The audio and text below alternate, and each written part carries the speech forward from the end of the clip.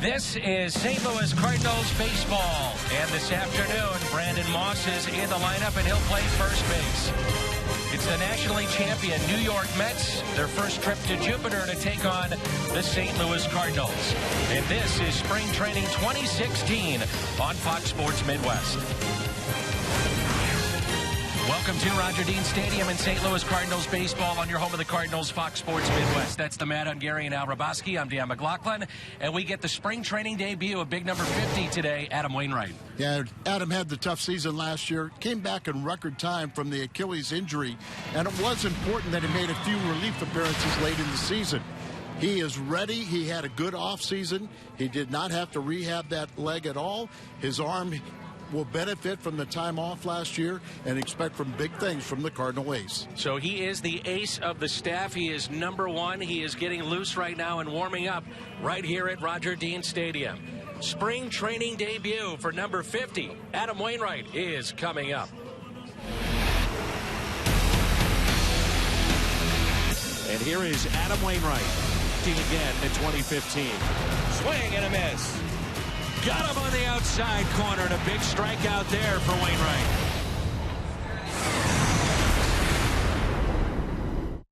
Celebrate the tradition of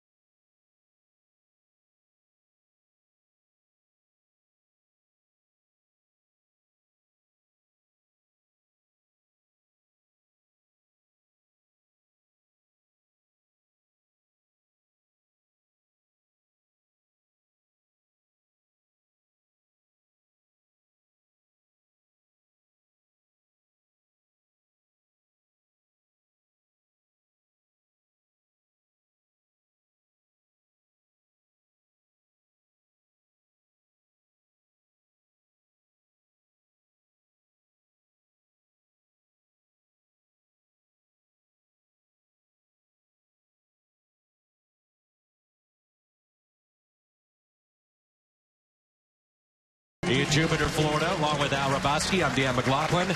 There is Jedd Gyorko, and you're going to see a whole lot more of him at shortstop. The Cardinals get bad news today. There is a tear in the left thumb for Johnny Peralta. We were doing the game over the weekend, and at the time when you saw the play happen, you didn't think much of it, but apparently there is a tear. He's being evaluated as we speak. He will head back to St. Louis. John Mozeliak will join us in the second inning and give us an update, but early indications are that he could miss 2 to 3 months. So terrible news for the Cardinals. And that was addressed by John Mozeliak about a half hour ago here at Roger Dean Stadium. And you saw that little play right there where it looked pretty innocent, but similar tear to the thumb like Giatti or Molina. So Gyorko, who we were really questioning, could he be a backup to John Peralta at shortstop? Well, we're going to find out now. Find out if the Cardinals have to go out and look for more of a steady and a true shortstop, where we know Gyorko is going to be a utility infielder, primarily second base. So there's a look at the career numbers for Adam Wainwright. Back in the starting rotation, and a strike to Herrera, and we're underway.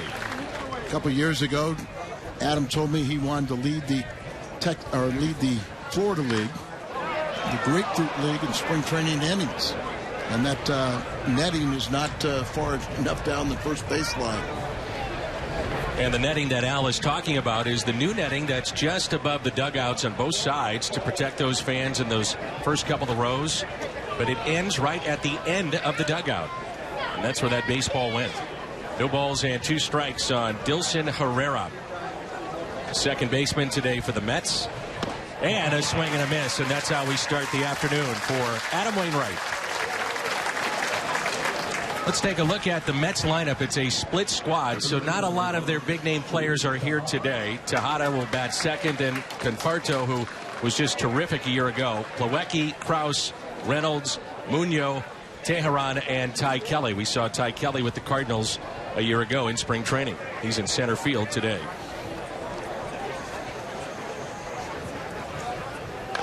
Ruben Tejada. Fly ball into right, and that ball gets down in front of Stephen Piscotty, and a 1-out base hit for Ruben Tejada. Tejada, a lot of people know about him and the new slide rule. He was a young man that broke his leg when Utley took him out on a hard slide at second base in the playoffs. And, of course, Utley appealed that 2-game suspension, and it was overturned today. Yes, it was. Your first baseman today, first action ever in big league action at that position, is Matt Holliday. So we initially said during the open that Brandon Moss would be there. He's a late scratch, at least defensively there. He'll serve as the DH, and Holliday gets the start at first base. And I think that's good news. You know, Holliday was supposed to make the start at first base on Saturday. It was a late scratch, a little back stiffness. So they were going to break him out for his spring training debut today as a DH, but felt good enough to play first base. Now, he was a third baseman in college and actually in pro ball early in his career. In the minor leagues, he played some third base. So he worked this winter with Jose Oquendo right here in Jupiter, and we'll see how that benefits. This is Conforto at the plate. Came on the scene with a big bat for the Mets a year ago, as he had 9 home runs, 14 doubles in just 56 games, and he'll slide right into the middle of their lineup. He was their #1 draft pick a couple years ago out of Northwest, Oregon State, and 10th player overall. Taken just a bit high. They really like him. There's some people around the Mets that feel that he has the potential at someday to lead the league in hitting. They love him. Not only lead the league in hitting, but do it with power, too. Yeah, and I guess one thing he's going to have to learn how to hit left-handed pitching, in order to do that, though. And Curtis Granderson also in their outfield. We had a .364 on-base percentage last year. Juan Lagares, the former Gold Glover, and there's a walk. Around the Horn is presented by Dobbs Tire and Auto Centers. Carlos Peguero is in left field. Tommy Pham in center. Stephen Piscotty is in right. Patrick Wisdom gets the start at third. Gyorko at short, as we mentioned. Wong at second. There's Holliday pictured. And Brian Pena is behind the plate. Around the Horn presented by Dobbs. Last year when we talked about the Mets, they were just trying to break about an 8-year losing streak. There's a ground ball, and it's pulled foul. Remember, Dan, we saw the Mets, and as I said, they tried to stop their losing streak for quite a while, and then we saw them early in the season. They looked like they had no offense at all, but the Washington Nationals just didn't take off. They lackluster, had injuries also, but all of a sudden the Mets, the trade deadline said, let's shoot for it. The Mets really like this young man at the plate in terms of his defense, Kevin Plawecki. And he is batting cleanup. He'll be the backup to Travis d'Arnaud. That's popped foul and out of play. Very good pitch framer, game caller, but struggled to hit last year. As he arrived on the scene, considered as one of the best young prospects in terms of catching in all of Major League Baseball. From Indiana, he was Purdue University and a finalist for the Johnny Bench Award, the best college catcher. Big breaking ball and a beauty. Vintage Adam Wainwright with that pitch and his second strikeout. I was mentioning that Adam a couple years ago wanted to lead the Grapefruit League in innings pitched, but then remember he threw about almost 275 plus innings in the year. So last year he only made 3 starts. He felt that that wasn't quite enough. The game plan this year is he only wants to make 4 starts. One thing I've seen, he looks almost vintage, but just get through these pitches down a little bit. Initially, he's been up in the zone, but, getting a feel for it early in spring, and I'm sure it'll correct itself. Absolutely. And, I mean, if that's the worst thing you could say the first game out of the chute is the couple pitches up, he can correct that in a second. You bet. This is Mark Krause, the first baseman today. 1 ball and 1 strike. Well, the Cardinals had a tough time with injuries a year ago. You could make the case no National League team was hit harder by injuries than the Mets. Ton of injuries in their lineup. They had 5 opening day starters miss time at one point or another. Travis d'Arnaud, Lucas Duda, Daniel Murphy, David Wright, Michael Kadire. They had 21 players land on the DL. I don't think Mike Matheny wants to hear that, but it is documented. Terry, go ahead. I was going to say, remember they just were kind of floating around trying to find some offense, but they found it in center field. And they found out Lagares wasn't quite the answer. They gave him a big contract and thought he'd be an offensive force. He kind of lost a lot of playing time. Terry Collins is the manager of the Mets. He's not here. He's at Port St. Lucie. Dick Scott is serving as their manager. The second walk in this inning issued by Adam Wainwright, and the bases are loaded. And that obviously is not Adam Wainwright walking a couple. It's Tejada with a base hit into right. Conforto the walk. Then Krause a walk. So base is loaded. And it brings in Reynolds. This is Matt Reynolds, their shortstop today. Reynolds out of the University of Arkansas. First pitch is a strike. How about Adam Wainwright? Among active pitchers with at least 1,500 innings, he has the second lowest ERA in his career, 2.98. Only Clayton Kershaw is better. Here's the 0-1. 1 ball, 1 strike. Up the middle, the Mets will have a different look. Neil Walker will add some power to the middle of their infield in that lineup. We've seen Dilson Herrera. He'll be a backup, and he's playing here today. They also acquired Asdrubal Cabrera. They like Herrera. They think he's the second baseman of the future. And a high fly ball lifted into center. Tommy Pham with room. He's got it. And the Mets strand the bases loaded. No score after a half inning.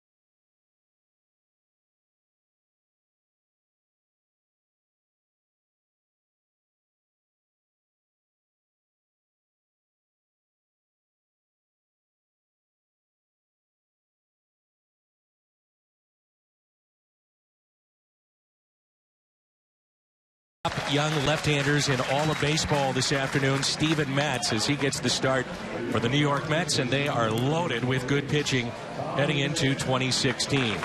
Here's a look at the lineup that he'll face here this afternoon, with Tommy Pham leading it off, and then Stephen Piscotty, Matt Holliday, Brandon Moss, Jedd Gyorko, Colton Wong. Then we'll see Peguero, Pena, and Wisdom.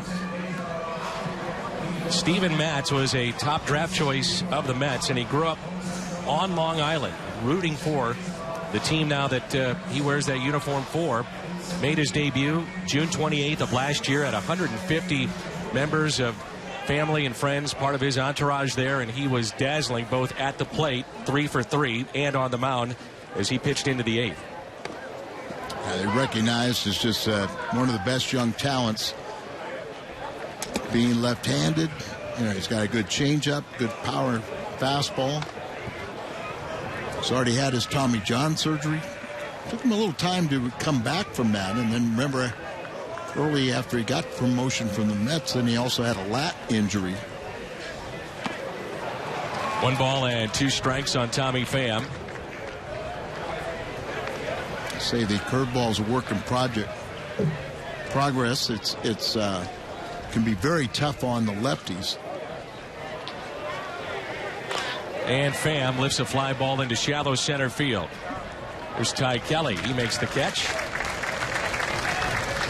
Pham will turn 28, by the way, tomorrow.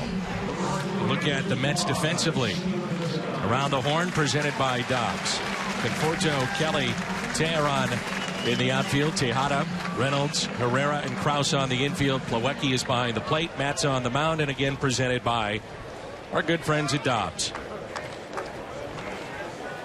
Here's Stephen Piscotty. Well, you think about what the Mets have. Power pitching as Piscotty hits it out of play. Matt Harvey, Zach Wheeler, Jacob deGrom, Noah Syndergaard, and now Steven Matz. Their team could be defined by good young pitching for a long time. It sure could. And about 5 exceptional young pitchers, and I believe all 5 of them had Tommy John surgery.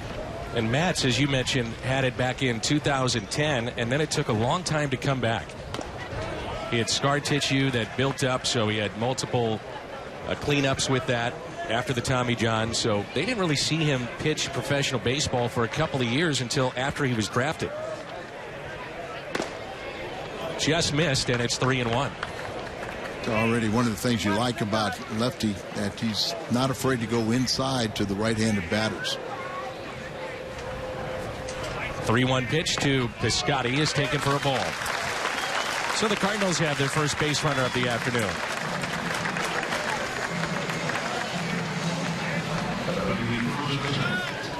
And it brings in the first baseman, Matt Holliday. Matt, in my mind, looks a lot slimmer. You know, he works out like a madman. But because of the injuries, leg injuries last year, the double quad injury, I think he took a little bit of that weight off and the bulk off, and he looks like he's in the best shape we've seen him. 13th Major League season for Matt Holliday. 7-time All-Star. The team certainly missed his presence in the lineup, what he brings day in and day out. The team average for the Cardinals was .253. That was 12th in baseball. They were 25th in home runs.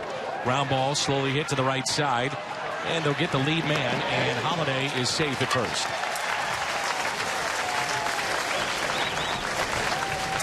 Holliday's going to hit a lot of ground balls. He's a low ball hitter, but normally just powers the ball through the infield. That was just kind of a check swing right there, but good to see him hustling down the line and beat out that second throw. In steps Brandon Moss.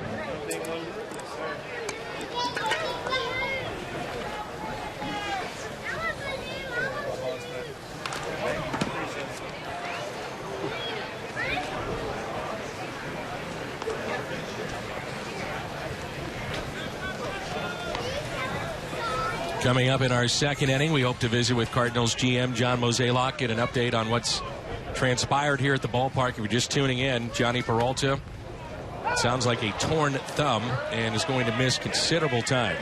2 to 3 months. That's a curveball right there. They say it's very devastating to left-handed batters. Here's an 0-2.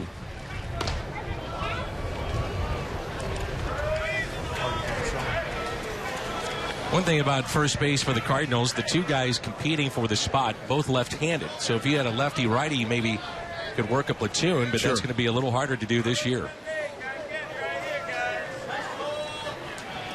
And the 1-2. Moss chops it off the plate. Matz can't get to it. And everybody is... Oh, no. They're going to call Brandon Moss out. Looked to be an infield hit. And the play made by Matt Reynolds. No replay in spring training. And Matt Reynolds is thankful. Did he get him? Let's take a look. Awfully close.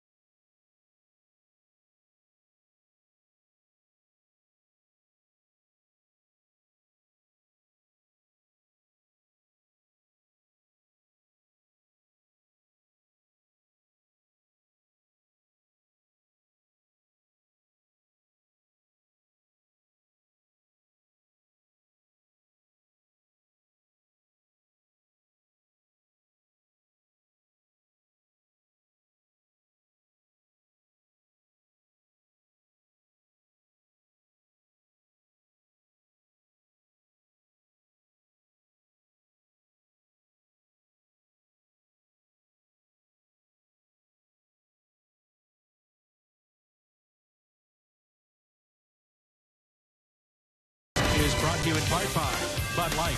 Reminds fans to stay in the game and drink responsibly.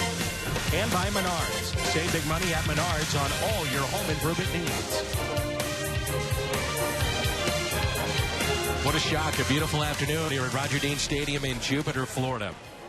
Along with Al, the Mad Hungarian Raboski, I'm Dan McLaughlin. And that pitch in the dirt. Danny Munoz serving as the designated hitter for the Mets here today. 7, 8, and 9 in the lineup for New York. Wainwright walked 2 in the first inning, but stranded the bases loaded. 1 ball, 1 strike.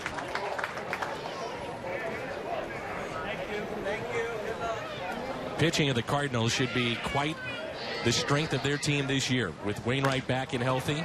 Little flare to second. There's Colton Wong. 1 away. The starters a year ago, 2.99 ERA. Half run better than all but 2 teams in the major leagues. When you talk about the starting 5, minus Adam Wainwright. Exactly, and that's why with Mike Leake, coming on the scene, and with Lance Lynn injured, I feel the starting staff's going to be as good, if not maybe even a little better.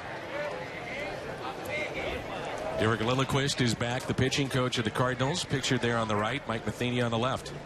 Derek deserves a lot of credit, along with Ilsley, the bullpen pitching coach. Blaze, we don't talk enough about him, but he's done a great job with those relievers down there, too. Here's a 1-1 pitch by Adam Wainwright. We get word, by the way, that John Mozeliak running a little bit late for our visit here in the second, and we hope to have him in the third. But at some point, he'll be with us to address the Johnny Peralta situation. There's Blaze Ilsley, who's the bullpen coach of the Cardinals. 2-1 pitch.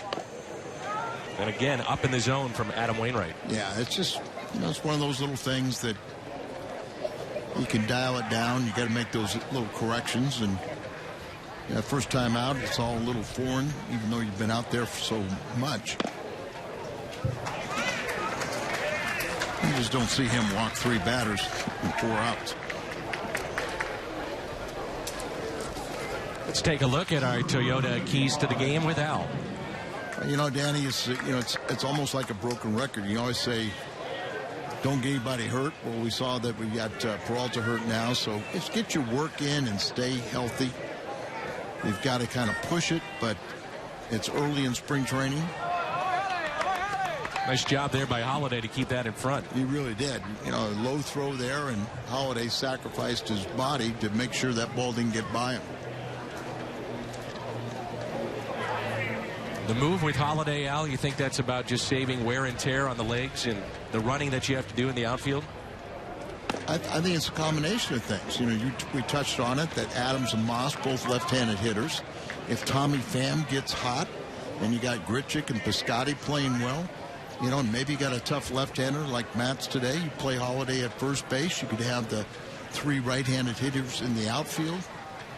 And then you'd have 2 good power bats coming off the bench in Moss and Adams. So, and I think Holliday also wants to end his career with the Cardinals, but there's an option year. This is the final year of that 7-year contract, an option year, and increase his versatility.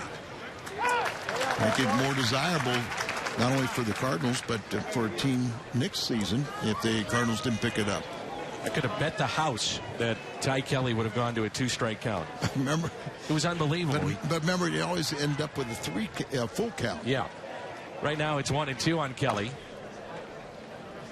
And it'll stay 1-2 with that foul ball. So again, we saw him in spring training, Ty Kelly, primarily playing the infield. And today he's at center field for the Mets. It's kind of, you know, Ty Kelly might have a tough time making this team because there's probably about 4 guys in this lineup that fit his same versatility. And the 1-2 is a base hit into shallow center field. Teheran will stop at second base. And there's runners at first and second as we head back to the top of the lineup. We had a shot there of Jose Oquendo, the former Met and Cardinal. Longest tenured third base coach in the game today, but does just a remarkable job. We can't say it enough about the work that he puts in with these guys up the middle, and even guys like Moss, Adams, and now Holliday. Yeah, Holliday contacted Jose. They're both living in here, the Jupiter area now, and said, Jose, you know, I want to learn first base, so come on out, work with me. And you know, a lot of it's just getting the footwork down, getting comfortable over there. As I said, he played the infield in college, and early in his professional career, he was at third base. So it's not that foreign with a little bit of reps. This is Dilson Herrera, one of the top young players that the Mets have up the middle. And he hits it out of play. Struck out swinging to start the game.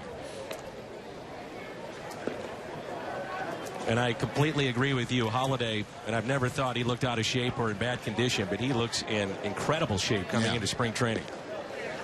A tireless worker in the weight room. Here's a 1-1.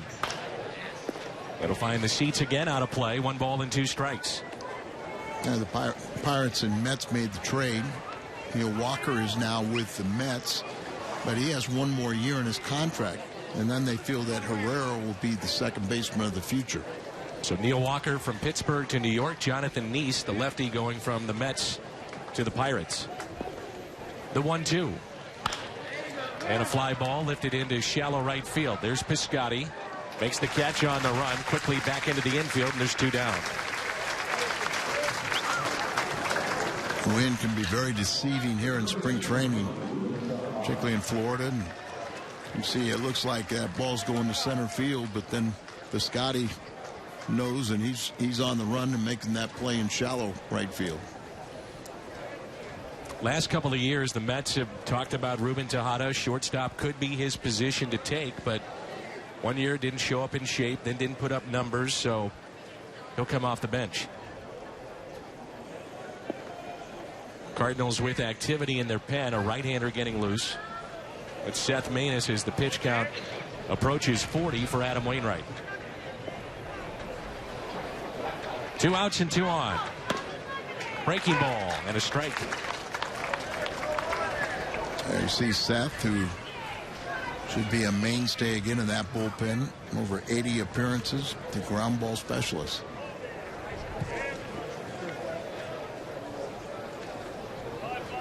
Here's the 0-1. Shallow right, Piscotty. The Mets strand 5 in the first 2 innings against Adam Wainwright. No score midway through 2. Get ultimate.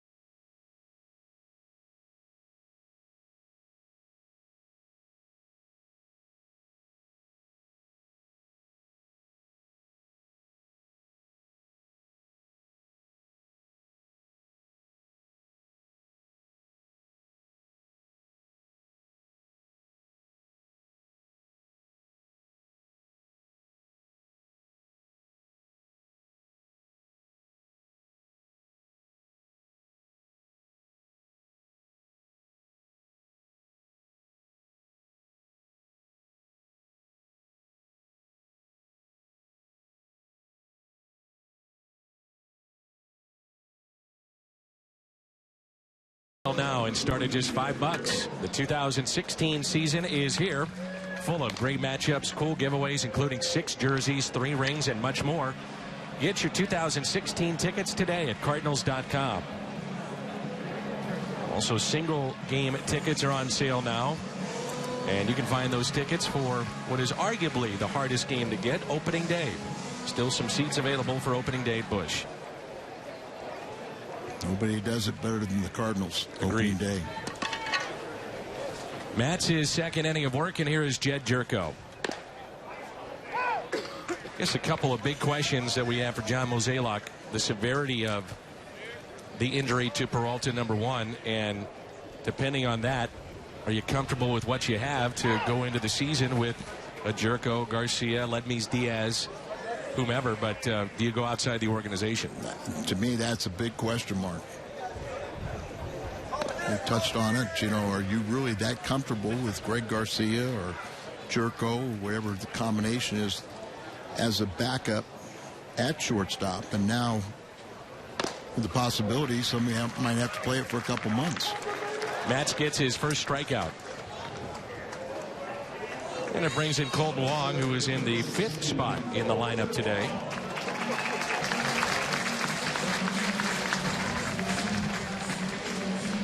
That's a good test for Colton. See if he can hit this tough left-hander. Found it interesting that he said after the 2013 World Series and the game that he was picked off to end that game, that he said he heard from so many fans and the Cardinals that supported him and said, hey, it's a mistake, things happen, but we believe in you. We think you're still a great prospect, will be a great player. And he said that just went a long way with him, and one of the reasons why he signed his 5-year extension. I think it's one of those situations too that you don't want anybody to have to experience something like that. And in the magnitude of ending an extra inning or a postseason game with it being picked off first base. But, you know, how's the player going to handle it? How does he come back and thrive with that on his resume? And give him a lot of credit. He did not duck in the clubhouse with the media. He took it all on. Answered all the questions, stood there and took it. Not an easy situation, obviously. And Wong knew it. That's a strikeout. Good breaking ball from Matz. 2 Ks in the inning, 2 in the game. Well, it just seems like it's such a late break, and these lefties, they say it's extremely tough on the left-handers. That's nasty. I mean, maybe to a right-hander, you throw the ball, breaking ball up there, it's hanging, but to left-handers, it's very effective. And it brings in Peguero. He's playing left field today. Carlos, a big guy, 6'6", nearly 260 pounds. Yeah, Philly seems like he moves pretty well. And we saw again yesterday that he swings the bat with authority. Like that. Out in front, pulled it foul. No balls and 2 strikes. Mets coming off a season in which they went to the World Series behind their great pitching. They finished 90-72, 7 games in front of Washington to win the East.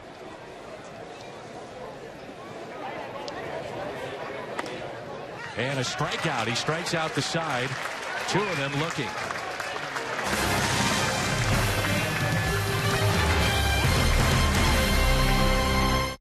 Big savings from Baltimore Chevrolet in South County. Right now, buy a 2016 loaded Chevrolet Cruze for $12,997 or lease for $137 per month with 0 due at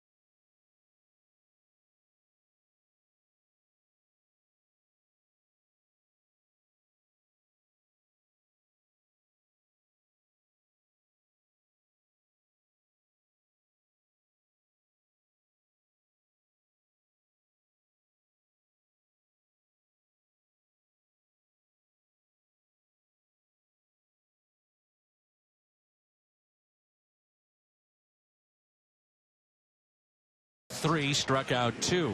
That's part of the story today. The other part is the injury sustained by shortstop Johnny Peralta. Joining us is Cardinals GM John Mozeliak. And unfortunately, Mo, we're talking about an injury here in spring. What is the severity with the thumb, it sounds like, of Johnny Peralta?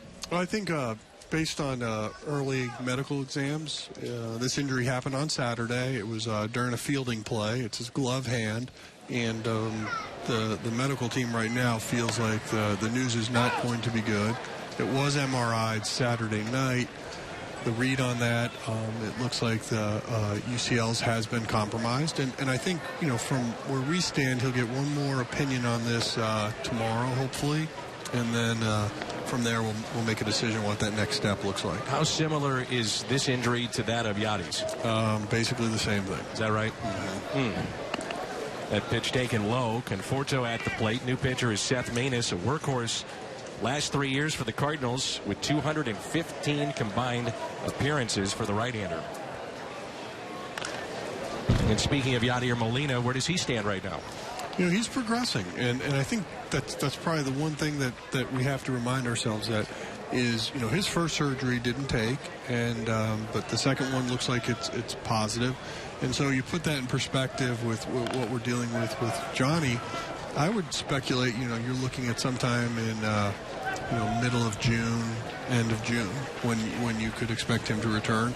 A lot of it is, of course, on how therapy goes and so forth, but the overall operation itself is not overly complicated. Here's a 2-2 and a fly ball that's lifted out to right field. On the move, Stephen Piscotty called off by Tommy Pham, who makes the catch. So here's a look at the injury over the weekend on Saturday sustained by Johnny Peralta. We showed this earlier. Bo, you mentioned it. It's the glove hand. And I guess the question would be, are you comfortable with who you have in the system or backups potentially that were going to be backups to be an everyday position player and shortstop for you going into the season? Well, I definitely think over the next week or so that's going to be the question we get asked the most. And so understanding what might be out there is something that we're going to need a little time to determine. I do think from an internal standpoint, obviously somebody like Jedd Gyorko is going to get a much longer look at short than previous. I also would imagine you're going to see somebody like Diaz and Garcia also get ample opportunity. So, you know, I do feel like we have some internal solutions, but my job is to also explore what's out there. And so we'll just take the next 3 to 4 weeks and try to determine what that might look like. And I think the one thing about Gyorko, he's playing shortstop today, and in my mind, I know he's more capable at second base. I know he's a college shortstop, but like you say, you got an opportunity now to find out. Well, I do think, like sort of my take on this with Gyorko is, I think from an offensive standpoint, he would give us the closest thing we'd have to replicating what Johnny was producing. I think from a defensive standpoint, it's a question I can't answer yet, and I think time will tell. But, the one thing is, in the past, we have had that defensive replacement that's been the Pete Cosmas of the world, and, currently we don't have that in our system of that ilk. So that's just something we determine if we should go out and get or if we like the pieces we have. Kraus lines out to right. Nice play by Piscotty. And it brings in Reynolds to fly to center with the bases loaded to end the first. Line drive out here, kind of a sinking action. But Piscotty has shown that he is very good defensively. And we love his offense. He's just a complete player. I think so. Obviously he came in last year, stepped in, and was a huge contributor to the success of that club. But I think he's one of those guys that seems to get a little better every year. How about Matt Holliday at first? How much is this him pushing it and you guys saying, okay, let's do it. Let's experiment with this and do it? Mike Matheny and I talked a lot about sort of like strategy on this, and we really felt like it needed to be more organic. In other words, let Matt sort of dictate how serious it is. Because you think about what he's accomplished and what he's done in his career, he's certainly earned the right to decide if he wants to take on a new challenge. And I think the interesting thing is he really dove right into it. And I think between his father and Jose Oquendo, he got a lot of work this offseason at it. And, I haven't seen him play a lot of first since we've been down here, but from what I have seen, it looks like he's pretty comfortable. In terms of your rotation, that seems to be set. The back end of your bullpen, though, a guy that intrigues a lot for many of us is O. And I look at O as a unique signing. How did you approach that signing? Well, a few years back we decided we were going to become more aggressive in Asia, and the thing we had to do was make sure that we were putting the right scouts in there and assessing the type of talent there that we're watching, but also trying to understand from an analytical standpoint how our confidence was growing with players coming over here and how they were producing. And so I think O is a combination of both, maybe a little bit more of the traditional scouting, if you will, but overall we're really pleased with what we've seen out of him. And from a standpoint of obviously struggling with language and culture, he seems to be fitting in pretty well. And so is Eugene, his interpreter. That guy's awesome. He is. Here's a 1-2 pitch by Seth Maness. Sticking with the bullpen for a second, and then you see Eugene in the shorts there, the interpreter for O. But I think Walden kind of throws a little monkey wrench in things because, obviously it looks like he's healthy. Yeah, I would describe it not as a monkey wrench, but a pleasant one. A pleasant depth addition. And you think about how good our bullpen was early on last year, and obviously he was a key part of that. So it just, if he can pitch and do what he did last year, it just makes everybody else stronger. And so it just really adds depth to that bullpen. I think really then it becomes, how do you think about carrying that long man? 2 balls, 2 strikes on Reynolds. Just missed. There's going to be some outstanding competition in that bullpen, and some guys that came up from the minor leagues last year and did extremely well, may be caught in the numbers game. Well, for sure. And you know, the one thing I've learned over the years doing this job is you never have enough. And so the more depth you can create and the higher competition you can put in this camp amongst your 40 men is something that you're trying to accomplish. And for us, you know, you're always having to add a prospect or two onto that 40-man list. But, you know, this year, we had an opportunity where we didn't have to just take off some of those guys that were doing that I-55 corridor, and I think in the end it's going to make us stronger. One of those guys you added again is Diaz, who could play short. He has impressed a lot of people recently, has he not? We had a great second half, and then obviously when you look at what he accomplished in the fall league, it was something that opened up a lot of eyes. And we felt like if we didn't put him back on, we were going to lose him. And, you know, that goes from somebody that went through waivers 3 months earlier to then someone who might be on Rule 5. So, therefore, it shows you the success he had. The deal with Colton Wong, 5-year extension, I'm assuming you're very pleased with that. Yeah, it's exciting. And you think about what we've always tried to do here, and that's find those young players that want to be here and want to make a commitment to the organization. And Colton was exactly that. And he was someone that was really pushing to try to get this deal done. And, you know, I'm excited for him and his family, and I think they're thrilled to be a part of us for a long time. Runners at first and second. Danny Munoz is at the plate. No activity for the Cardinals in their pen. Well, I think the one thing you see Maness, you know, he's so tremendous at getting ground balls. He's got 2 fly ball outs. He's getting the ball up, and when he does that, he gets hit. But line drive at a base hit into right center field. 1 run will score. Over to get it. Tommy Pham cuts it off quickly back into the infield. Wong with a strong throw can get him. It's there. Pena the tag, and they got him. Beautiful relay. Tommy Pham, Colton Wong, Brian Pena. Mo, you're welcome to stick around 5-6 innings, whatever you want. You know, gentlemen, I think I better get going today, but I'll be back. All right.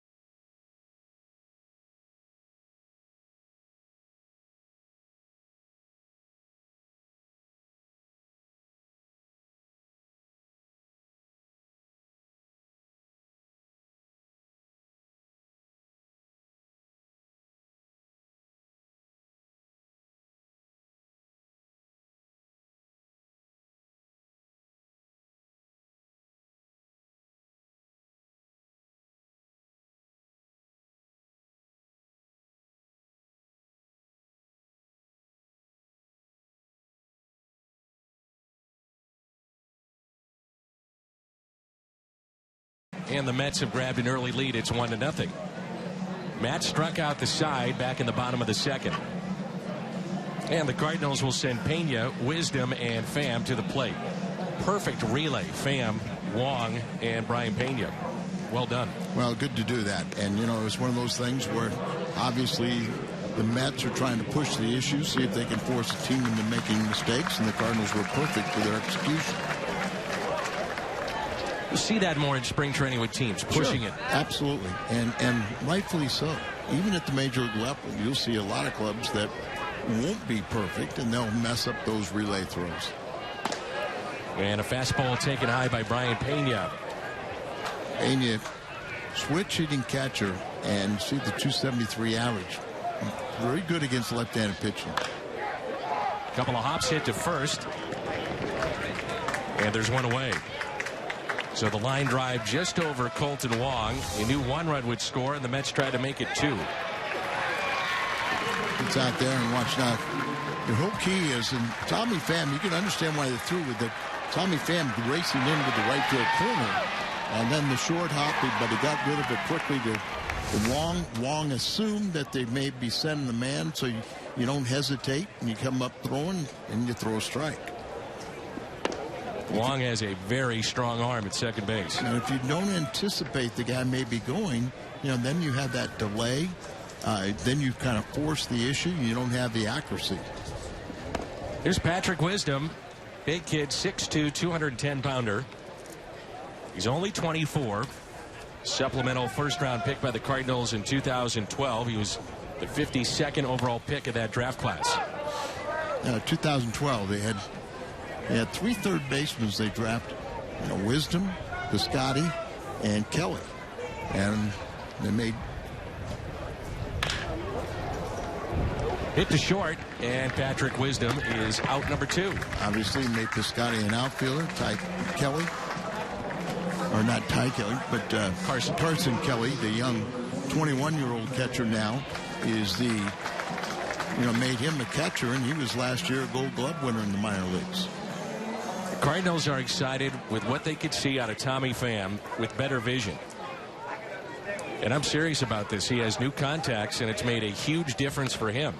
Picking up the spin of the ball, getting reads.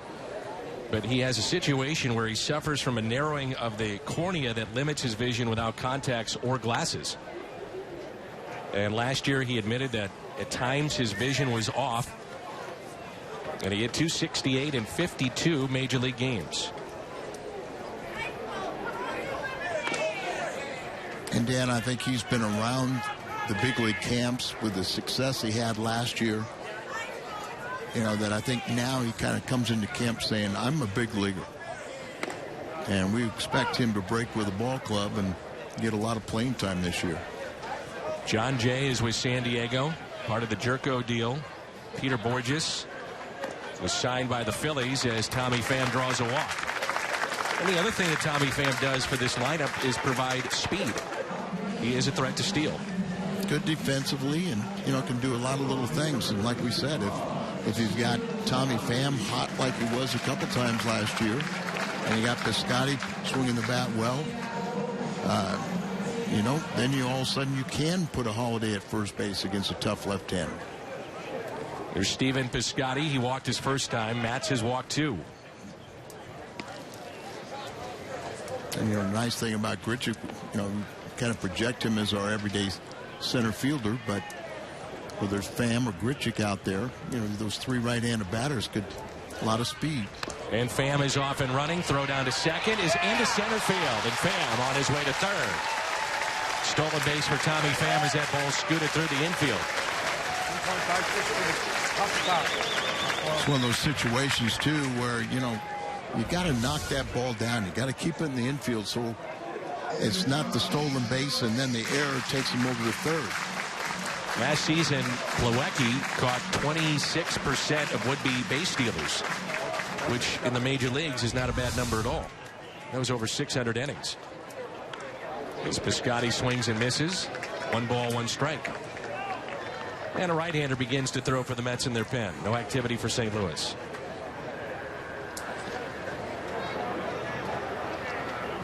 Cardinals could tie it up with a base hit off the bat of Piscotty. Ripped fair inside the third base line, and this game is tied. Stephen Piscotty drives in Tommy Pham, and it's 1-1.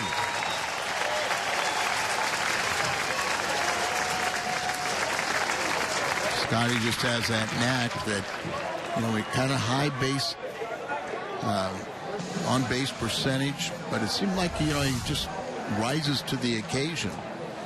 And ball in the inner part of the plate, not quite far enough. He just turns on it, hits it down into the corner. Stephen Piscotty had 47 hits in 63 games. And what you're talking about, Al, is a .393 average with runners in scoring position a year ago at the major league level. So he can either be a table setter or he can finish off a rally. But he finds himself not only coming up those key hits, need to, but he's just going to get better and better. And now it's your first baseman, Matt Holliday.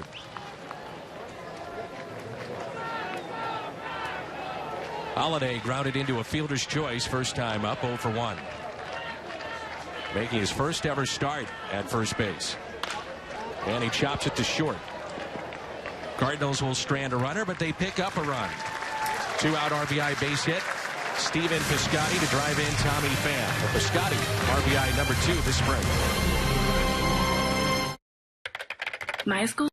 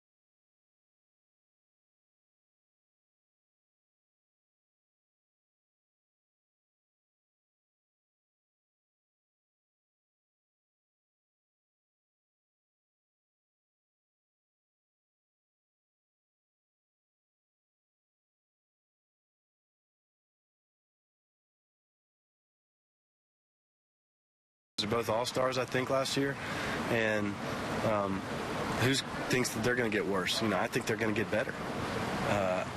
Getting me back should help. I would think. Mike Leake added to the rotation is a quality all-around pitcher, athlete. I don't think we're going to be much different, to be honest with you. I think we have the potential to be better. Adam Wainwright on this year's staff. This is the second inning of work for Seth Maness. Ball gets away from the Mets bullpen.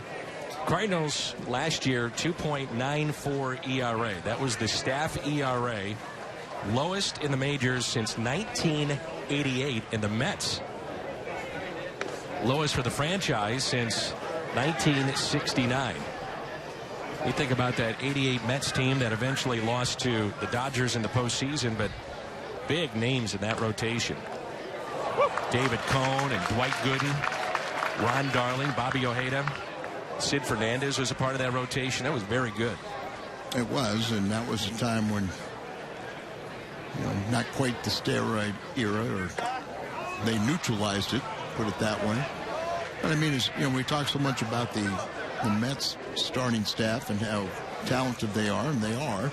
But I think a lot of people say Cardinals are better because of more experience. 2-2, knocked down at third by Patrick Wisdom, and shows off the arm. A strike to Holliday for the first out. It's a great year for the Cardinals, despite the loss in postseason play. 100 wins for the first time since the 05 team. There's the ERA that we're just talking about, and the 55 home wins. And they've averaged 91 wins the last 8 years, so they have really dominated inside the Central and dominated at home. And to me, that corresponds with the great home attendance the Cardinals have. Every night you're playing in front of 40,000. There are going to be times when an athlete, when you play 162 games, you're going to not be sky high, but those 40,000 plus screaming Cardinal fans will elevate your emotions and bring out the best in the players. And that's why I think they have this success. They do at home. There's Ty Kelly at the plate. 3 balls, no strikes. Pitch count getting up there for Maness. Next one will be number 30. I think we're going to see a little different situation this year from some of our relievers where they will go multiple innings. Think about the power arms that you have potentially in the 7th, the 8th, the 9th, and then Maness could fit into that double play specialist middle innings that he is. As Kelly laces this one into center, Tommy Pham is there for out number 2.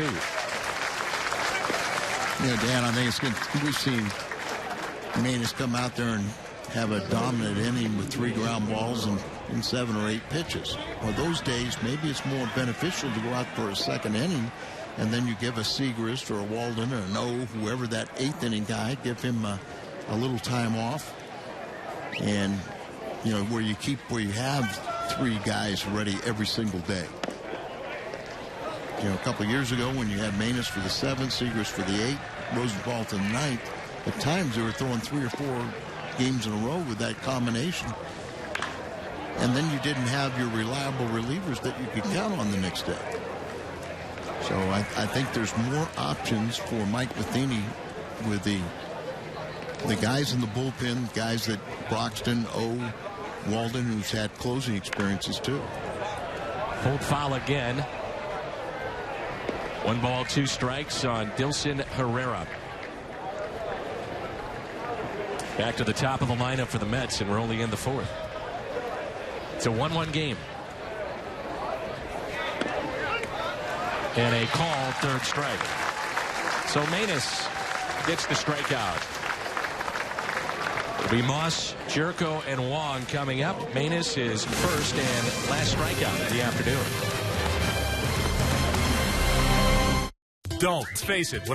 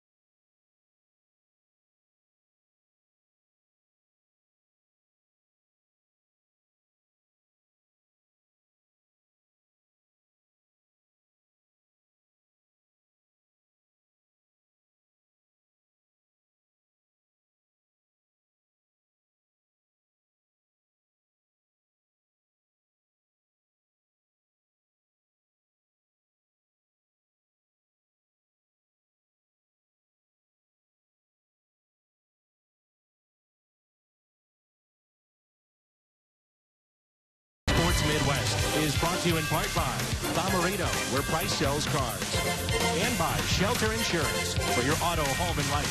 Visit your local agent or find us on the web at shelterinsurance.com. We're your shield, we're your shelter. Logan Verrett is your new pitcher for the Mets as Brandon Moss fouls it back, and we're underway. Home half of the 4th. Moss is 0 for 1 as he grounded out to short. Verrett spent some time at AAA Las Vegas last year. That's the AAA affiliate for the Mets. Then was claimed off of waivers by Texas and then returned to the Mets. No balls and 2 strikes. 3rd round draft pick out of 2011.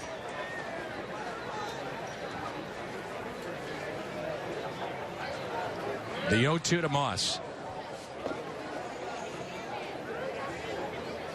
Prior to last year, Moss with 19 home runs, but prior to that, he had 20 in at least 3 consecutive years.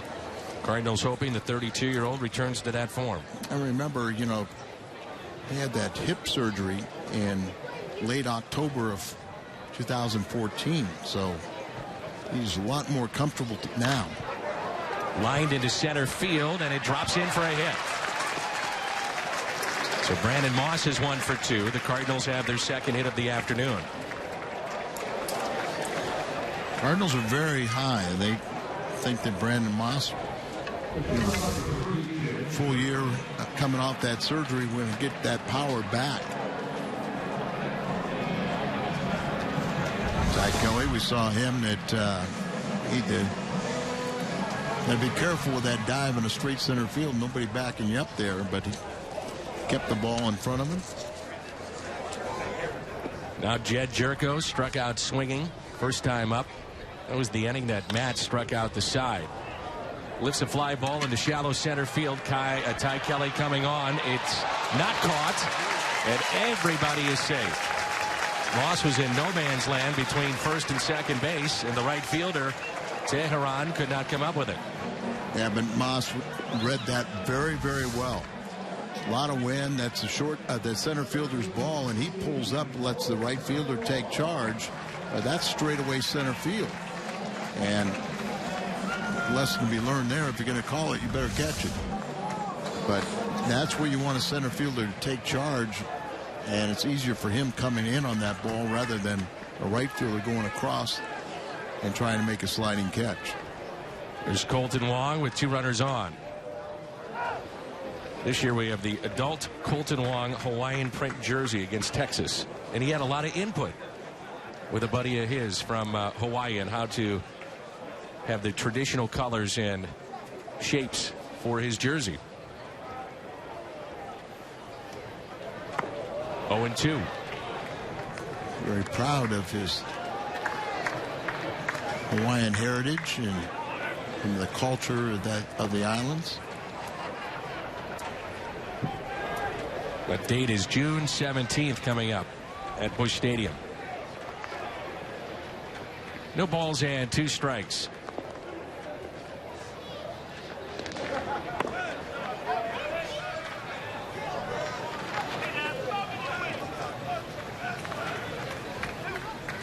Big gap out in right center. Sure is. Actually kind of playing him to hit to, and even in the infield playing him to hit the ball to the left side. The 1-2. Wong with a fly ball, and again Ty Kelly coming on. This time makes the catch. Runners back to first and second. There's 1 down. You look at this inning, and Brett easily could be out of it. Oh, should be out of it. So he'll just get some extra work. Peguero struck out his first time up. You heard my philosophy in spring training, right? You know, you could go out and throw 3 pitches and have to wait 3 or 4 days. I wanted to make sure I got a lot of work in. Do that later in your career. Backing up plays, be on bases, and go out there and kind of wear myself down. First pitch to Peguero is taken for a strike. Just joining us, Johnny Peralta is going to miss considerable time with a thumb injury very similar to Yadier Molina's. That is a tough blow for the club. The 0-1 pitch. Off the end of the bat, could be 2. Out at second and out at first. It's a double play. 1-6-3 on the double play. Inning number 5 rolls in when we come back.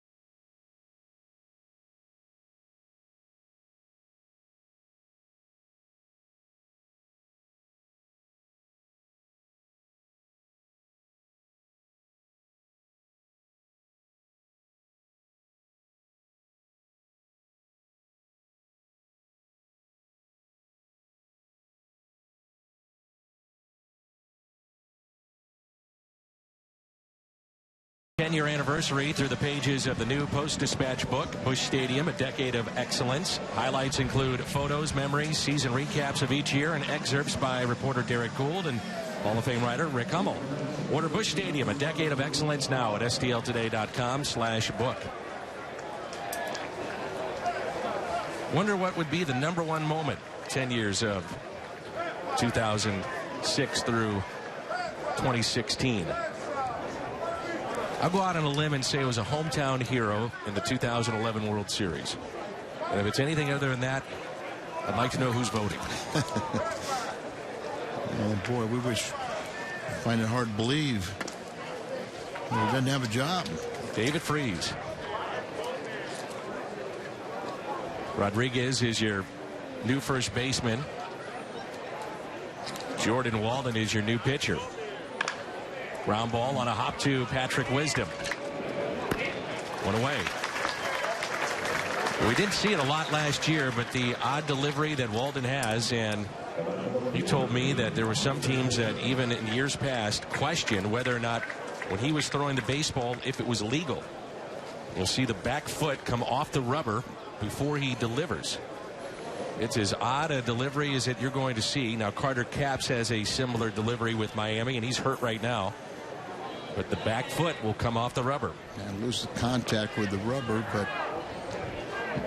you know what? If you're watching that foot, you aren't going to pick up the flight of the baseball. And Walden, who had a very good spring last year, remember he came over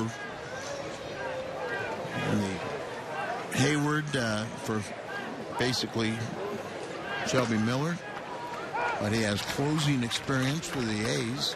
Walden does. Had a good spring, got a good start as the setup man, and then was lost for the year with kind of talk about rotator cuff, but the high bicep area of his shoulder.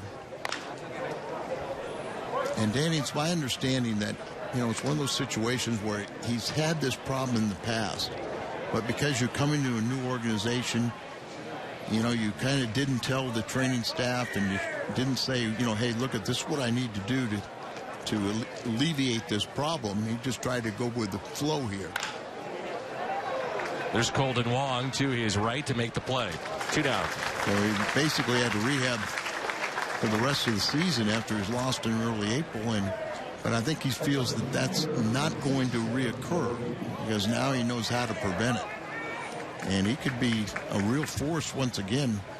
You know, another solid bullpen guy, late inning kind of guy, and give that flexibility to the pitching staff. Conforto grounds out to Wong, and now it's Plawecki. Yeah, Jordan Walden was part of that deal with the Atlanta Braves in exchange for Shelby Miller and Tyrell Jenkins. And Shelby Miller is now a part of Arizona's rotation as he was traded in the offseason. Tony La Russa picked him up. Ever seen a delivery like this, though, where the back foot is off the rubber when you deliver? You know, I don't think it's quite last year I thought it was more pronounced than what we're seeing here today. But no, I had not. And it just kind of put it like a little hitch in the delivery. You can see kind of anything that you can throw off a hitter in his timing, you know, is going to be very helpful to a pitcher. Kind of look right here and you see it's almost like that little jump, and takes the toe off and drags it, and so you think the ball's going to come upon you a little quicker than it does get there. 2-1 pitch. 2-2. He's a hard thrower. We've seen that. And he really lunges at the hitter, and he's a big guy. He's 6'5", 250 coming at you. Yeah, his first full season, 2011 with the Angels, he had 32 saves.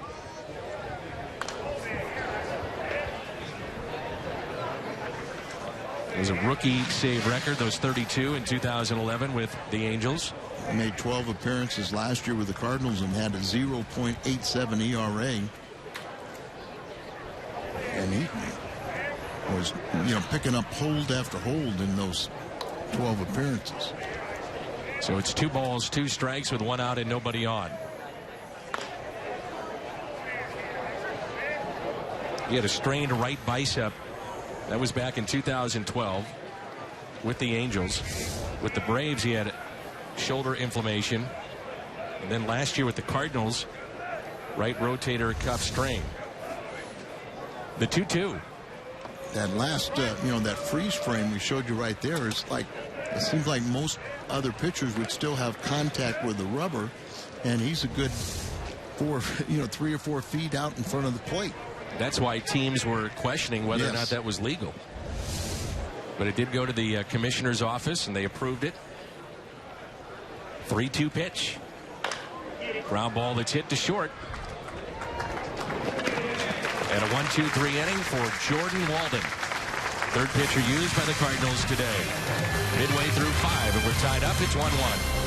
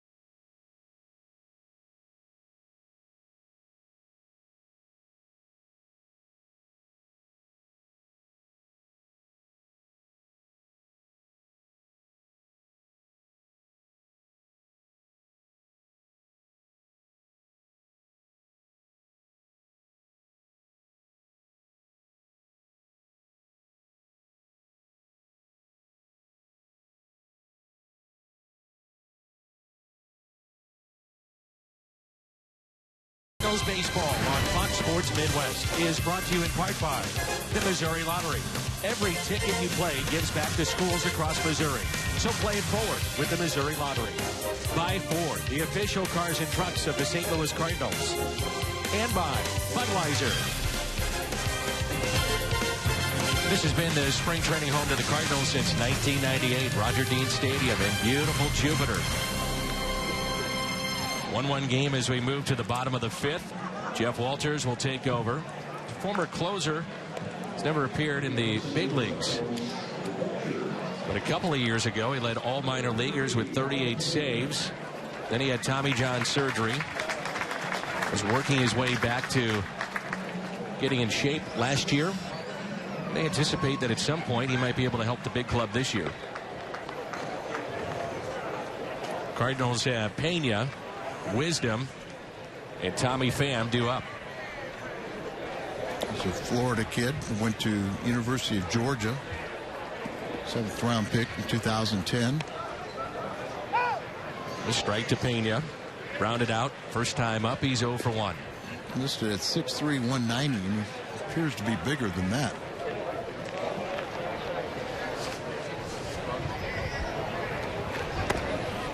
And you think about the injuries the Cardinals sustained last year, and you'd say, well, you can't afford to lose Yadier Molina. They did. Can't afford to lose Wainwright. They did. Found a way. And now, in 2016, it's Johnny Peralta, as we find out today. And we can't afford to lose him either. You bet. Ground ball hit to the right side, and Pena is the first out. You know, Dan, it's one of those situations with Peralta. If we're trying to figure out how to even replace him defensively, let alone he's one of the biggest offensive weapons the Cardinals have, and an offense that we're trying to hope for more. Offense that struggled at times a year ago. Here's Patrick Wisdom, grounded out to short, first time up. 0 for 1 today. Mets about hit the Cardinals 4-3. We're tied 1-1. First pitch taken low.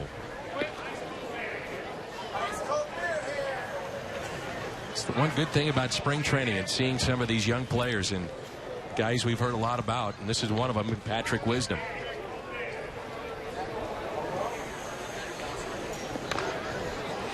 And one of the things too, though, Danny, you think about a couple years ago when we first saw a Patrick Wisdom. Well, you would have projected by this time he'd be a much better hitter.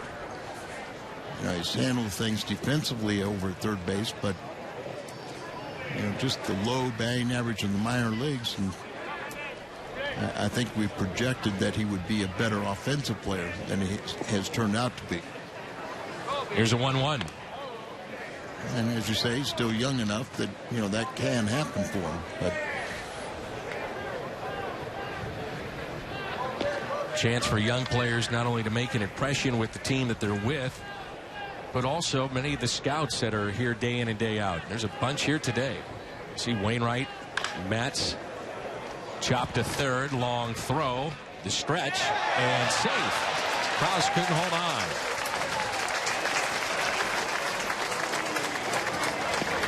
Got Tejada over at third base, and remember, he's more of a second baseman, shortstop type player, playing third, that longer throw, and just Krause can't backhand it, and then tried to re-scoop it. Still would have had time, but dropped it again. Here's Tommy Pham back to the top of the lineup for St. Louis. Walked and scored the lone run for the Cardinals in the third. That was off of Steven Matz, as Pham delivers with a base hit into right. Wisdom to second base. And it's another chance for Stephen Piscotty, who's driven in the only run today for the Cardinals. Pham, perfect hit and run there, but the runner wasn't going. He started, then stopped. He started and stopped, exactly, but hit it where a hole was and snuck on through. So runners at first and second. Piscotty has walked and doubled and picked up his second RBI of this spring.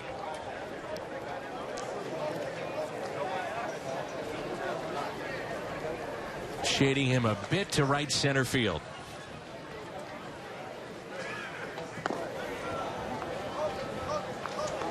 Mentioned that Piscotty hit close to 400 a year ago with runners in scoring position at the major league level. In the outfield, they do shade him a little bit to the opposite way. Big gap out in left center. I think that's a pretty good way I would play him in the outfield. Here's a 1-0. Piscotty rips it foul. The backup catcher protecting the catcher, warming up his man in the bullpen. Piscotty drove in the Cardinal lone run with a ball inside the third base line. There you see that backup catcher. Walters, the third pitcher used. Matz, Barrett, now this right-hander for New York.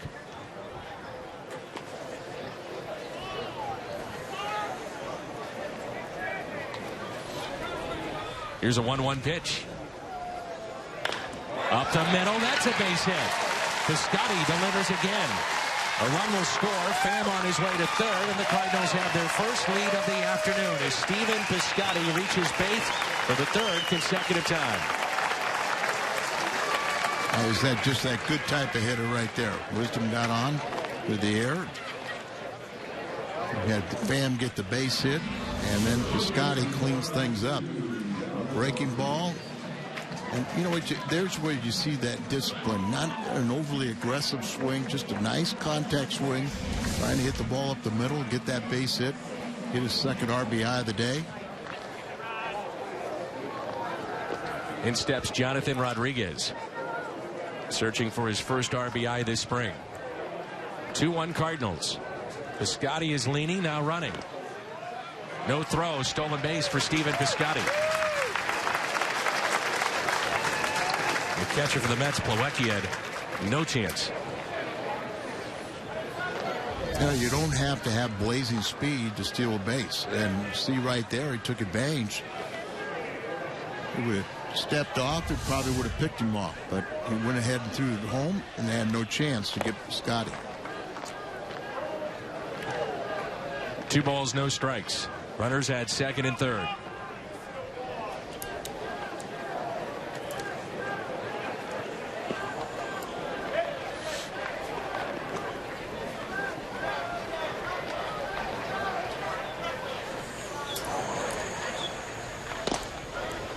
A strike on the outside corner, 2-1.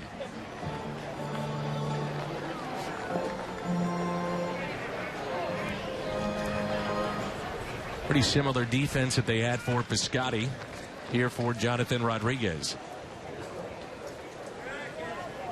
The 2-1 pitch with runners at second and third. Breaking ball taken low, 3-1. That's where you want to see those young hitters be selective in these types of spots. Yeah, the pressure's on the pitcher. You know, you're hitting in a desirable hitter's count. Be selective. Ground ball, high chopper, fair ball. 2 runs will score. Rodriguez drives in his first 2 of the spring. On his way to second, diving in head first with a double.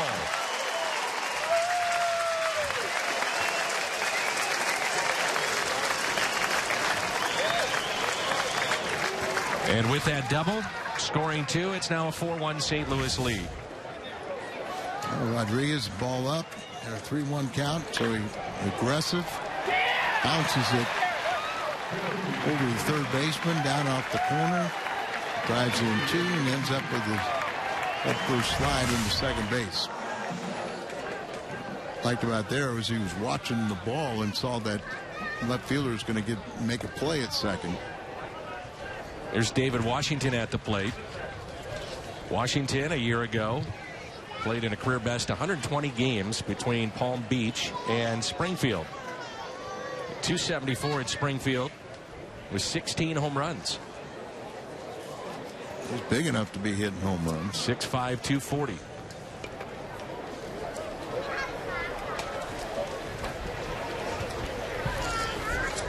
Rodriguez, your runner at second base. The 1-0.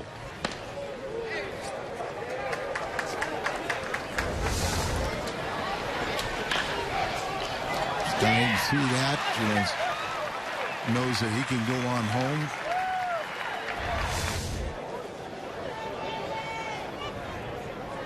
One pitch to Washington. Mets have a right-hander loose and ready to come in.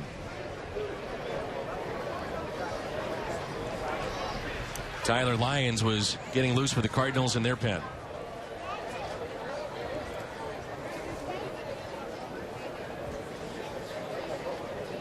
Two-1. Mets have committed 2 errors in this game, and the second coming off the bat of Wisdom.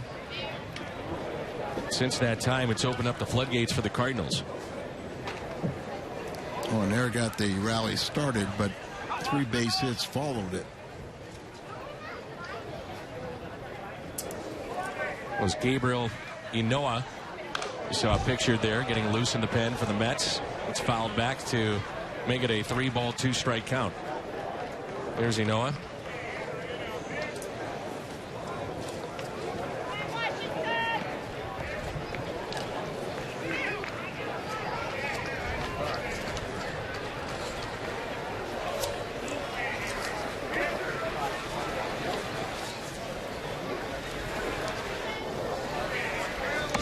And he walked him.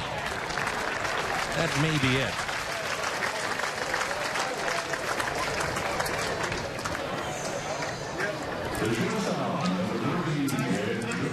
Brings in Jedd Gyorko with runners at first and second. No move here by the Mets.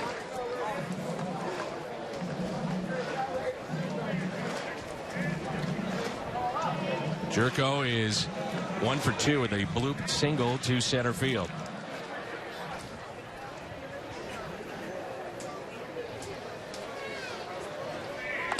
That pitch taken high. It looks like this right-hander starting to run out of gas. Again, no Terry Collins with a split squad for the Mets. They're playing in Port St. Lucie, so Dick Scott serving as the manager here. Here's a 1-0. That was Walden, their pitching coach, with it. There you see with the notepad. Big league pitching coach, well respected. 2-0 the count. Now, Danny, both these major league teams have a left-handed pitching coach. Gyorko pops it up, and that'll find the seats. When I got into pro ball, that was one of the taboos. Said you would never have a pitching coach being left-handed. And the reason being? Just the fallacy that left-handers are a little offbeat. Yeah. Shocking. Shocking. I've worked with one for 19 years. I can attest that maybe it was the right move. Maybe a little truth to it, huh? But because of Marlin and Derek Lilliquist, they've now have debunked that. Honeycutt. Yeah, there's another one. Righetti. Very good. Frank Viola, there he is. Many good years with the Boston Red Sox. 3-1 the count. Where's Tommy Lawless when we need him? Oh, yeah. The only guy in the stadium that day that knew it was out. Frank Viola pitching for the Minnesota Twins, and that's a base hit inside the third base line. Down into the corner. One run is in. Gyorko on his way to second. They'll wave in another. Jedd Gyorko with a double that scores 2.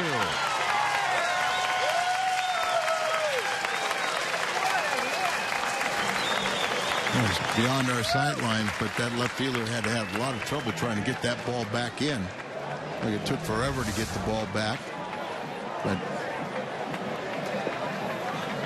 line drive over the head down in the left field corner.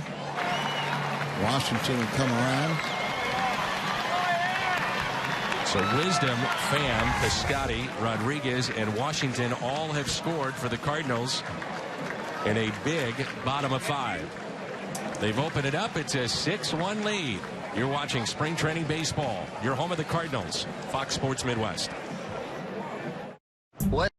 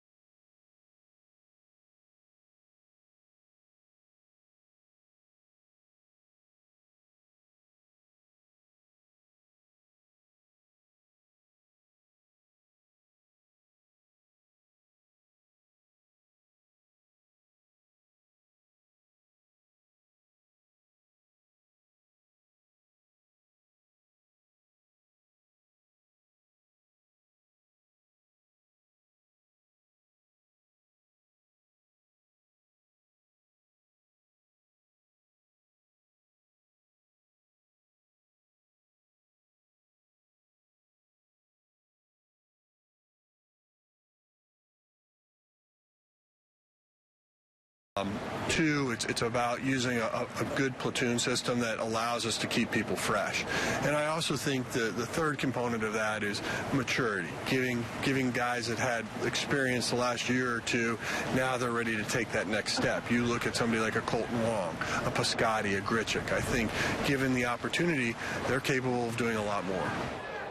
Out and a runner at second. John Mozeliak earlier this spring visiting with Jim Hayes, who'll be with us all season long.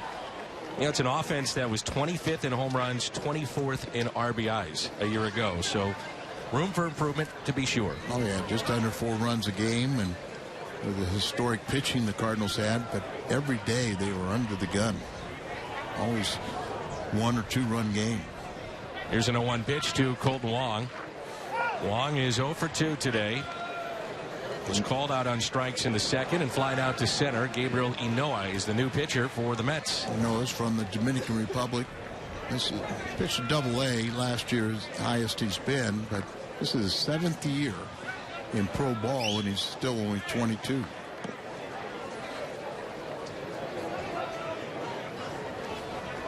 Sign at 16 when you're in the Dominican Republic. You'll spend a couple of years, sometimes in what they call the Summer League down there. He'll turn 23 at the end of May. 9-9 last year. Runner at second is Jedd Gyorko. The 1-2 pitch to Colton Wong. Wong puts it in play, hit to short. Gyorko advancing to third, and there's 2 outs. Sometimes that's not an easy play for a runner with a ball that's hit to short, depending on your lead at second base. And you got to judge, but I mean, if you're anticipating, you can make that ball even where at times it's going to be hit in front of you, where they say, oh, you can't advance. But if it's hit slow enough, you can get on over to third base ahead of that throw. That's the proper way to do it. Jeremy Hazelbaker will be the hitter. He's pinch hitting for Peguero, 9th man to come to the plate for the Cardinals.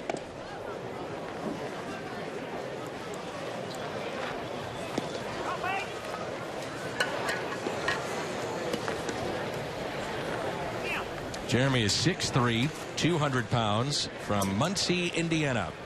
28-year-old.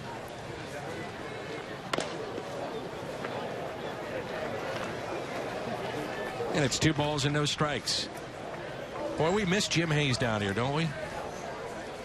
Well, at least I do, Al. I do too. Okay, I do good. too. I was just, thinking about Jimmy, and it's awful hard. He needs that time at home when he gets it. A fly out to left. Offensive explosion for St. Louis here in the bottom of the 5th. They send 9 to the plate. They score 5. They lead it 6-1. What truck company do you think?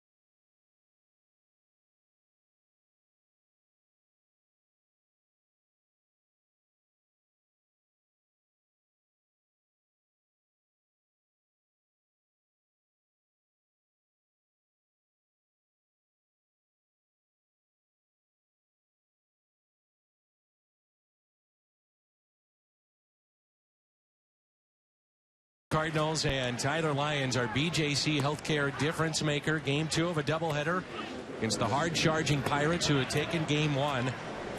And if the Cardinals win this game, they win the division. Tyler Lyons stepped up, 7 innings, 4 hits, and was absolutely tremendous in that game a year ago. No doubt about it. And the fact that he's out of options, I think he sticks with the ball club. Uh-oh, the sprinklers have been turned on in left field. Got a new left fielder, and he must have stepped on a sprinkler, huh? It's Garcia in left.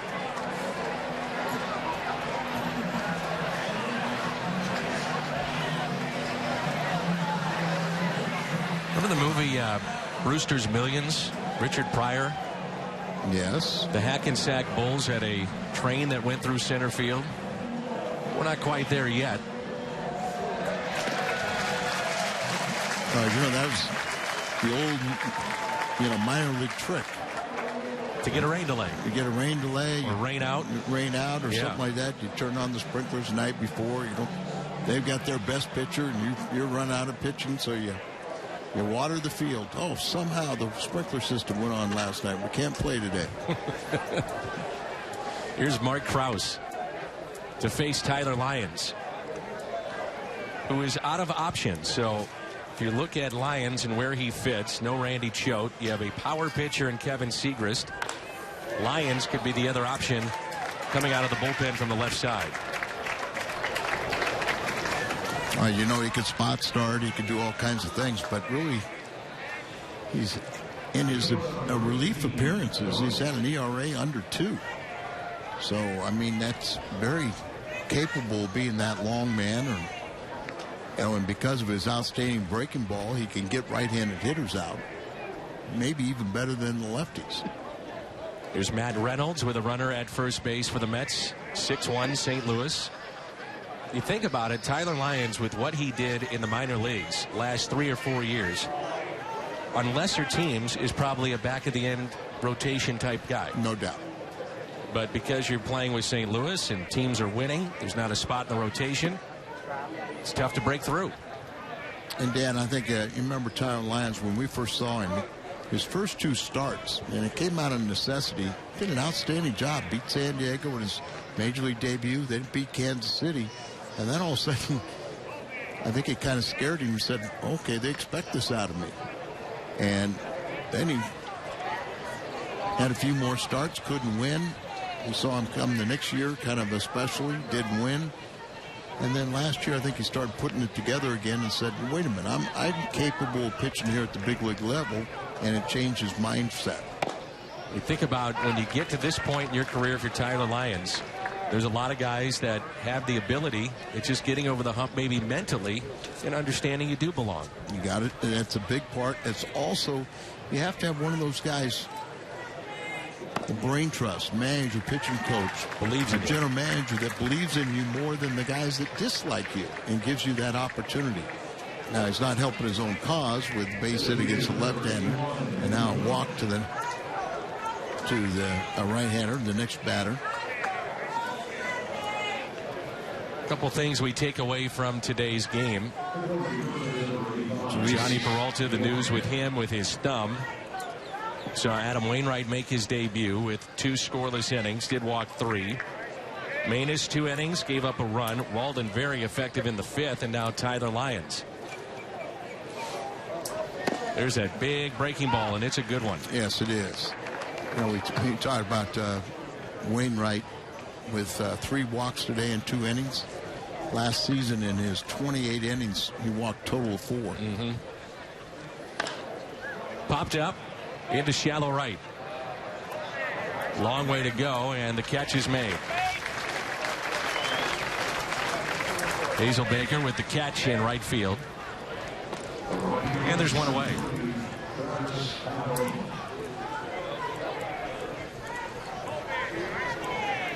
Best opportunity for the Mets in this game was in the first. They had the bases loaded and 2 outs with Reynolds up. Couldn't score. They had 2 runners on in the second inning and could not score. Line drive into right. Hazelbaker is there, and it gets by him. Gets by him, and at least 1 run will score. They'll wave in another. Relay to the plate is offline, not in time. 2-run score for the Mets, and it's now a 6-3 ball game. Coleman, the young catcher, that trying to make that tag at home plate. So Becker got a little too close. The ball took a hop and got by him right there. Slicing away, and see it there. And he's had a rough offensively, and then right there he compounds it and he gets the ball in, but it's a little bit to the first base side.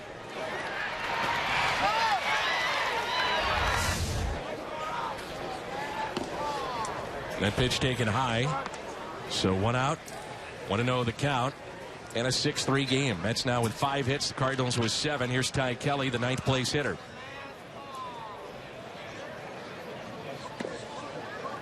One ball, one strike. Kelly is a switch hitter, as we saw last year.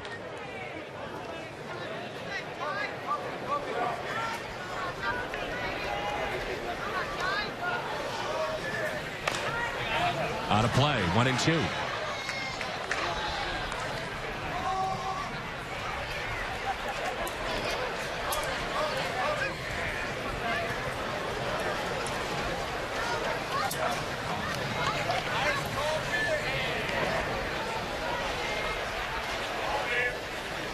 And the 1-2. Breaking ball.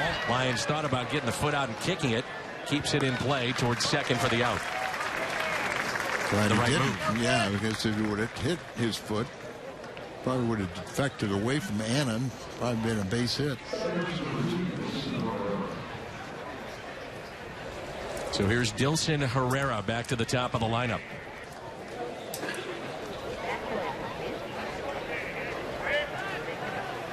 He is 0 for 3 today with a pair of strikeouts. 6-3 St. Louis.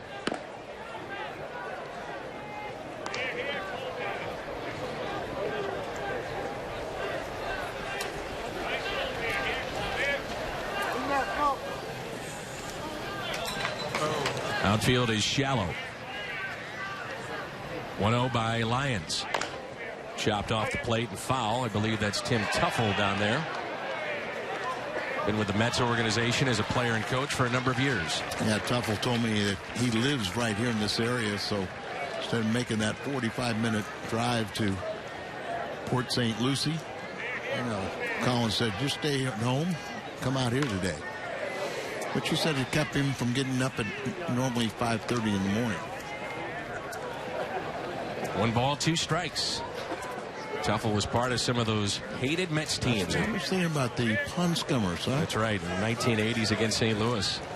Went back and forth, 85, 86, 87, 88. Line drive into shallow right center, and the catch is made. 2-run score off of Tyler Lyons. Midway through 6, Cardinals on top.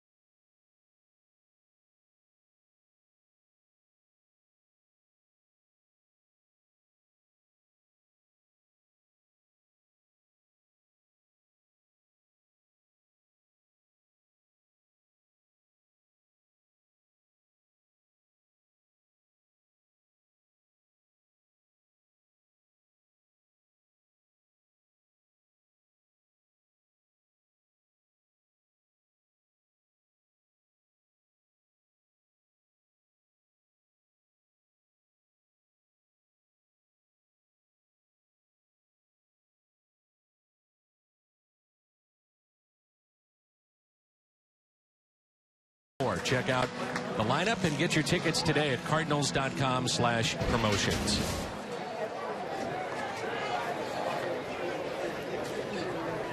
There's Mike Ullman, the big catcher, 6'5".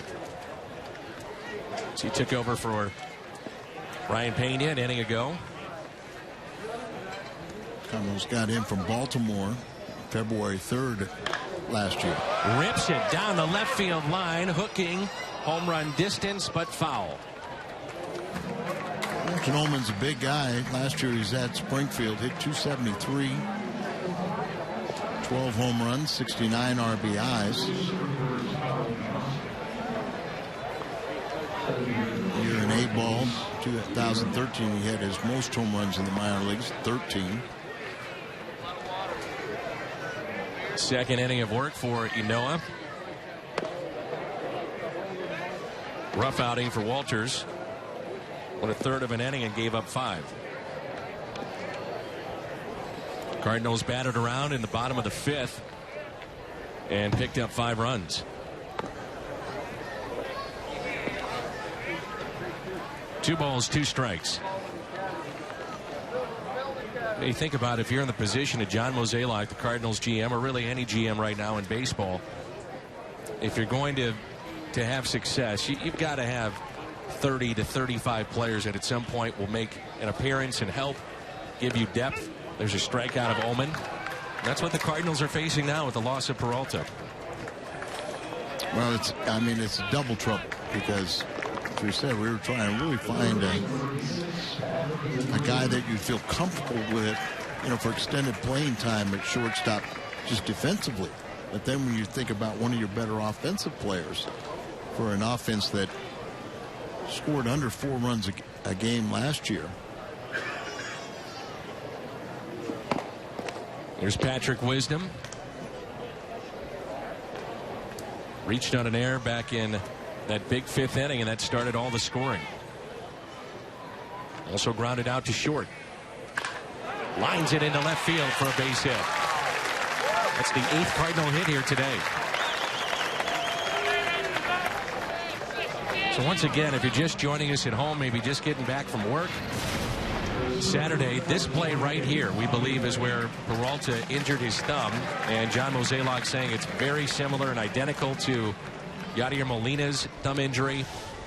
They're sending him back to St. Louis, but early indications looks like he's going to be out for 2 to 3 months.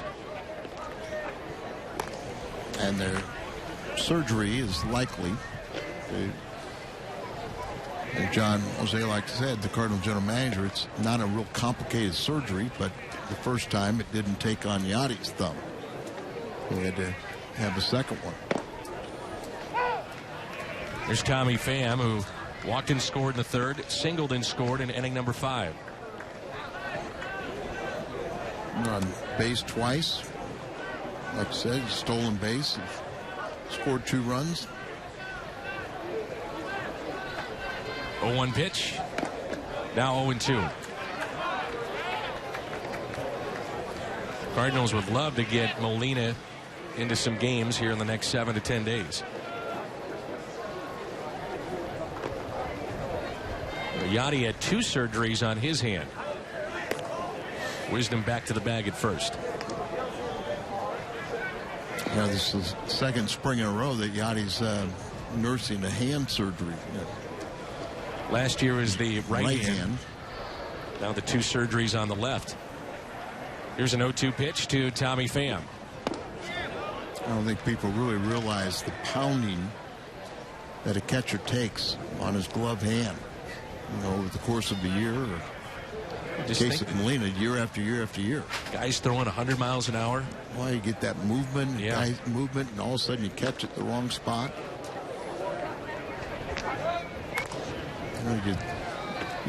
You think of this is the play here in that great game, that regular season game the Cardinals had with the Cubs on a Sunday afternoon. Carlos Martinez made the start. St. Louis jumped out on front. Cubs came storming back, and that was a terrific play. Runner goes. That is Wisdom, and he is safe. 3rd steal today for the Cardinals. And I would say that we're going to have some great Cubs-Cardinals games again in 2016. That rivalry has been amped up.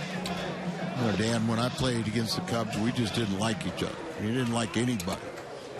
Then I think the rivalry became, it was just something between the Cardinal fans and the Cub fans, and a very friendly type rivalry.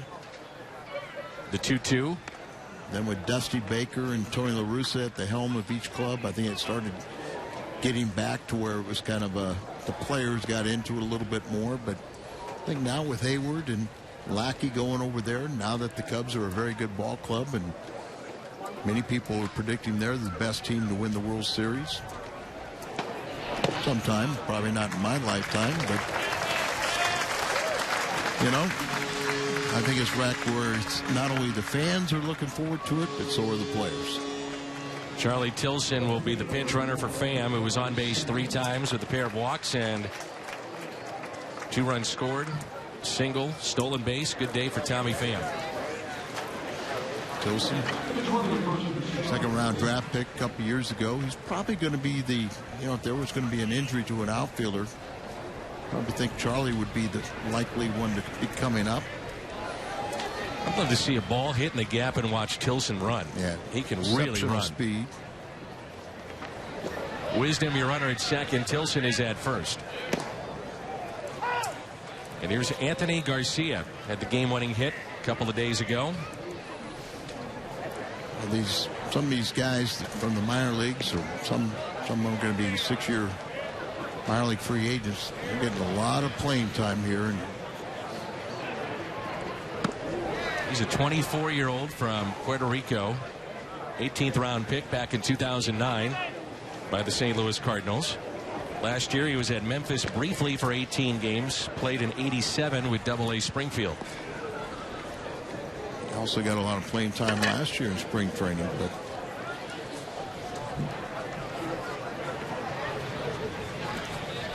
here's an 0-2.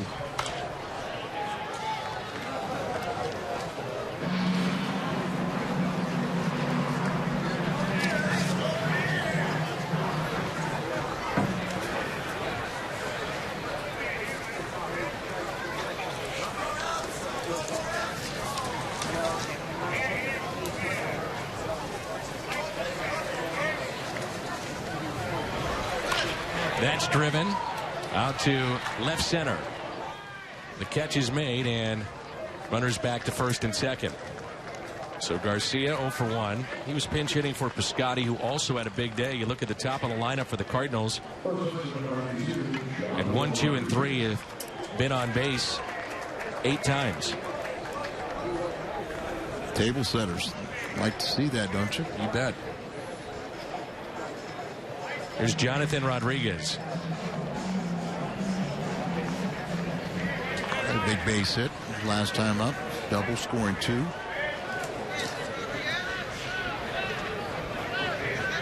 (6-3) St. Louis. 2 outs, 2 on. Pitch taken low.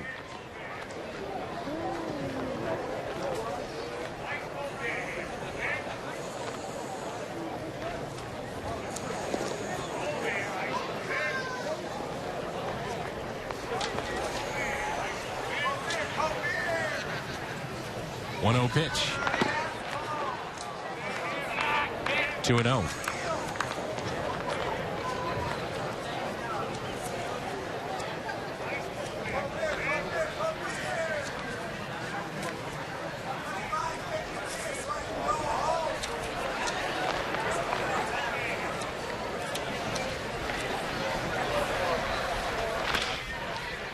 Two balls and 1 strike, and there's Jose Oquendo, the secret weapon.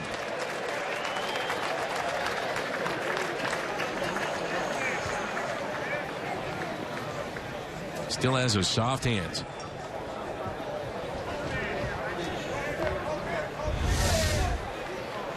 Let's see those soft hands in action. Nothing to it. His aim wasn't very good.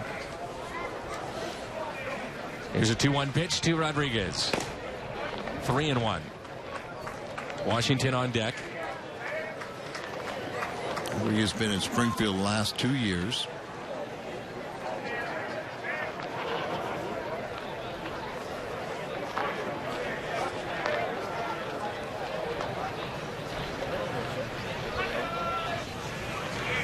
One pitch to Jonathan Rodriguez. Line drive into center and caught. Cardinals strand 2, and we played 6. St. Louis on top, 6-3. Hi.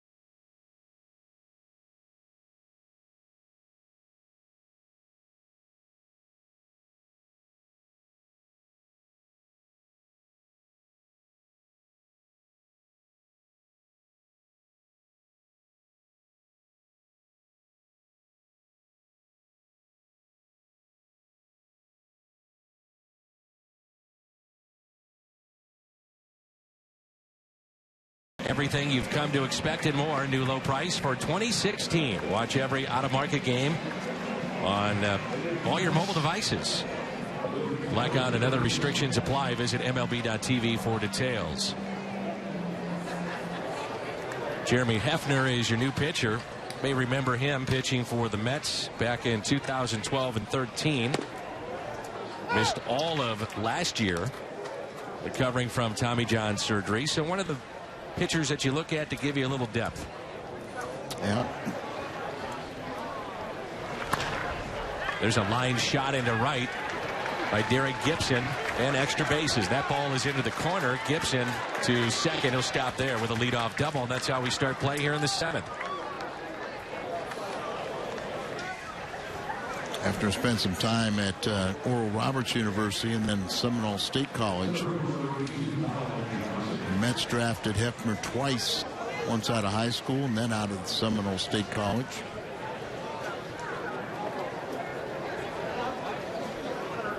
Won 4 games both in 2012 and 13. This is Kyle Johnson, reserve outfielder today. One of the everyday players the Mets will have in their outfield, Yoenis Cespedes. Really carried the Mets offensively. We talked about their great pitching, but Cespedes gave them a big jolt offensively and then decided to re-sign with the club.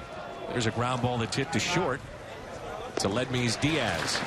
And Cespedes has made his mark coming into Mets camp this year. If you haven't seen it, he signed 3 years, $75 million, so he's got some money to spend. There's his Ford 250 the first day. Polaris Slingshot. Look at that car the second day. Then a Lamborghini. Why not? Alfa Romero. A Jeep Wrangler. And then another second Polaris Slingshot. And just for good measure, why not a horse? Yep. And Syndergaard came on horses. He's got a ranch. He had something crazy, like it was almost like 17 home runs and 30 some RBIs in about 30 games. Because he didn't hit a home run the last 10 games or so, but he put a jolt into their offense in the second half, and that's what. Remember, we saw them. We were looking. They have no offense. None. Here they're hoping at that point in time last year to get David Wright back. No Cespedes in spring training. He was with Detroit. And Daniel Murphy got hot in postseason. That was ridiculous what he did with all those home runs. Parlayed that into a 3-year contract with Washington. 2 balls and 1 strike. They talk about Hefner having a pretty good breaking ball. We've seen it a couple of times here in this inning. Grounder deep in the hole. Tough play. Wow, look at that play. Ledmys Diaz, that's the second time here in camp he's had a ball in the hole and really shows off his arm. That's not an easy play at all. No, and they have the arm strength. Uses his body, that little jump there to get his body behind the throw, but that's just pure arm strength to make a throw like that.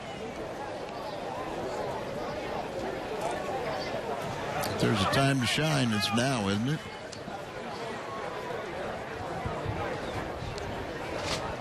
Here's Mark Krause. He will be one of the candidates, talking about Ledmys Diaz to fill in for Johnny Peralta. I think John Mozeliak said it, got a week, 10 days to find out if we have an internal replacement. So you'd have to see Diaz play there. You'd see Jedd Gyorko get extended playing time at short.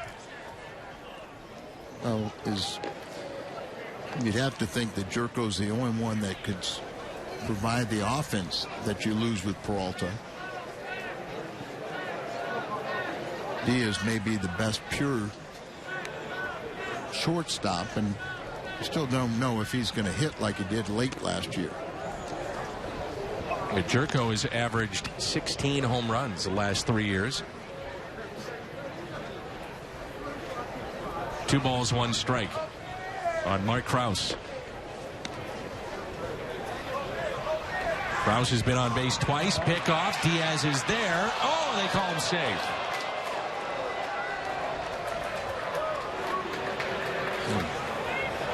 It's a little daylight play here. The shortstop calls it. He'll sneak in behind, open that glove, and get the throw. And he might have missed him with the tag. Pretty close. He was at the mercy of the umpire. No replay in spring training games, and now it's a 2-1 pitch to Krause. Some good downward action on these pitches. That one, yeah. Hefner. I remember coming back from Tommy John, too. You know, he's just, you know, how many months has it been? It's just getting your arm strength back. But who knows? He could be a viable option. Lifted in the air out to left center. That ball is down. Mets pick up a run to make this 6-4 as Krause is on base for the third time today.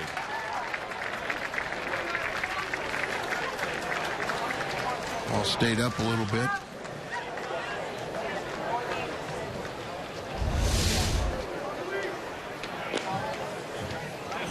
Hanging breaking ball and get the hands back, able to drive it to the opposite field, plugs the gap out in left center, and they get another run and make a game out of it.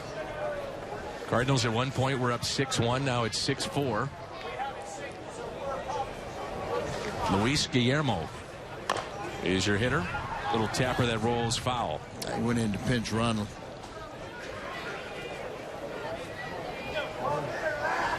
So Reynolds, but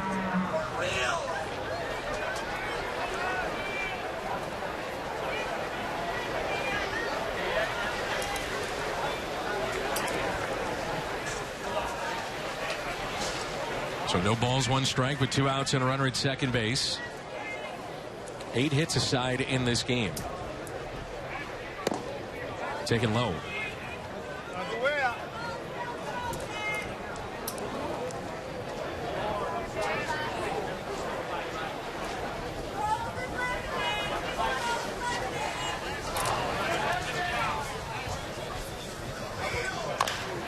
And a ground ball to Dean Anna. Gloves and flips for the out. Mets pick up a run. They cut into the lead at 6-4. Time to stretch. Baseball on Fox Sports Midwest.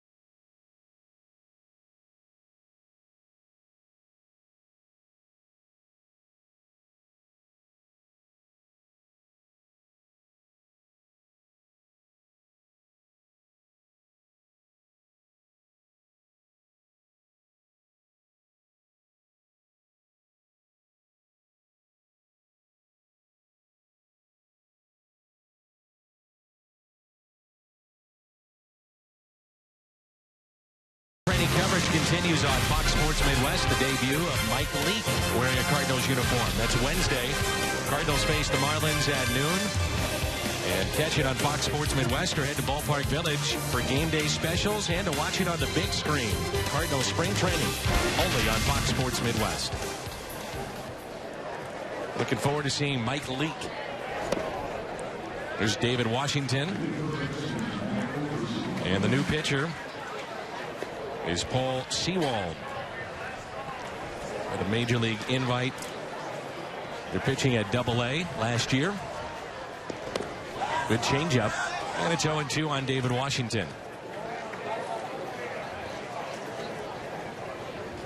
A young player that getting a lot of playing time this first week of exhibition seasons. 0-2. Rotation loses John Lackey. Signed as a free agent with the Cubs. Lance Lynn has gone to Tommy John surgery. Cardinals, though, do get back a healthy Adam Wainwright. With a 17-game winner, and Michael Wacha, as that pitch is popped up. Foul territory, 1 away. Mike Leake signed for 5 years, $80 million. He was 11-10 in 30 starts last year with the Reds and Giants. His best year was 2013 when he was 14-7 with the Reds. We had Jaime Garcia back. The Cardinals saw 20 starts out of him. That was great to see. And Carlos Martinez, slowly but surely coming back. I don't think Derek Lucas worried about Wacha or Martinez. I think they just kind of, the innings caught up to them and ran out of gas. But I think they're fine this spring and should be have no restrictions on them. And the 0-1 pitch to Aledmys Diaz. And I think a guy like Mike Leake, put him in the Cardinal atmosphere, and very athletic pitcher, good athlete, very good hitter and fielder, and a ground ball pitcher. I think he'll fit in very well. Diaz is 1 for 5 so far this spring. 1 ball and 2 strikes.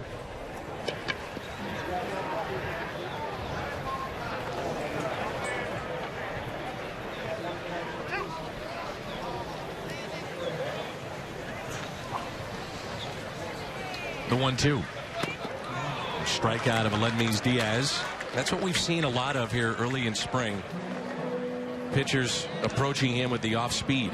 That's what got him here. And it's not like you're facing a big league pitcher. He was primarily a Double-A player last year, and this is a Double-A pitcher. 25 years of age. Now Dean Anna.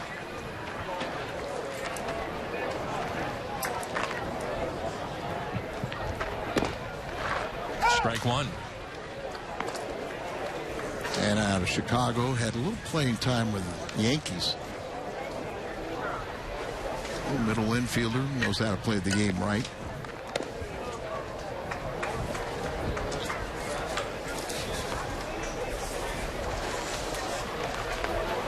Out of Glenwood, Illinois, the 29-year-old. Took a little abuse last year when we found out he grew up a Cub fan, but we forgave him because he got a game-winning hit in spring training last year and got us off the air.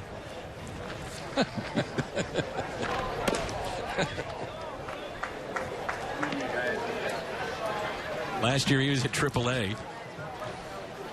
Most of his starts at second base. 99 there. He had 17 at short. 2-1. Base hit into right.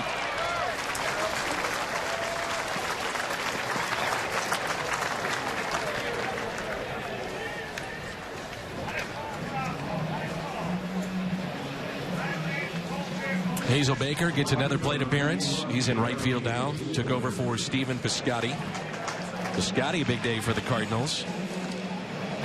2 for 2. On base 3 times with a walk. Couple of RBIs.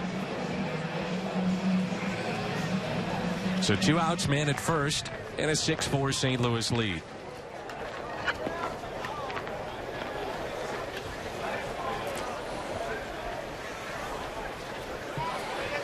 It's amazing how sometimes you see kids in spring training and you think this kid's going to be a blazer.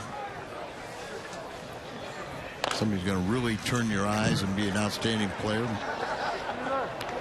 Hazel Baker was acquired from the Dodgers along with cash consideration exchange for, remember, we thought was going to be somebody, outfielder Alex Castellanos. Did play a little bit with the Dodgers, but just never reached that star quality that they thought he was going to. Anna is leading. He had 5 stolen bases last year, and it's now quickly no balls and 2 strikes. Alex Castellanos, who played the infield and moved to the outfield. Yeah. He looked the part. You know, some guys, you just see him out there, the way they carry themselves. We thought he would be one of those type of players. And you kind of project him, you know, a couple years down the road and say if he keeps on doing this, it's going to be special. And all of a sudden, it comes to an end. 1-2 the count.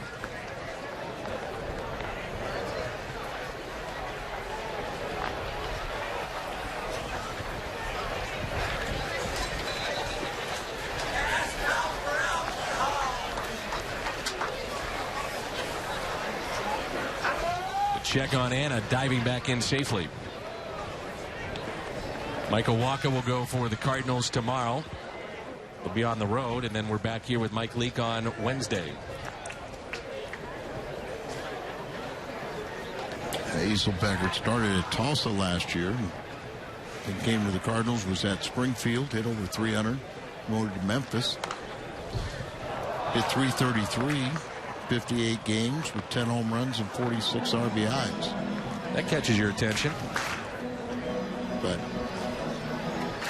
so far this spring, you've seen him, I believe, all 3 games. Count of 1 ball, 2 strikes. Anna has been leaning towards second base. They're thinking the same thing. At a check on him.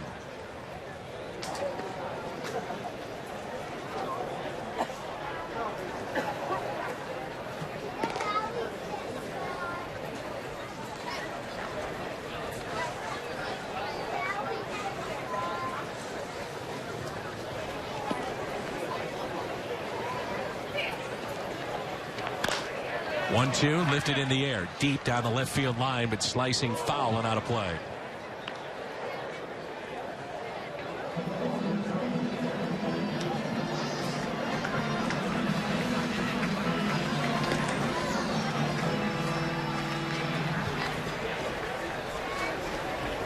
Beautiful day here at Roger Dean Stadium. Hazelbecker, when he was at Memphis for those 58 games, had a 997 OPS. That's the stat I like to look at. On base plus slugging. And a stolen base, no chance. With the Mets to get him, so count runs to 2-2. What about 4 steal today? Been aggressive on the base paths. I think a base hit now would give the Cardinals an insurance run.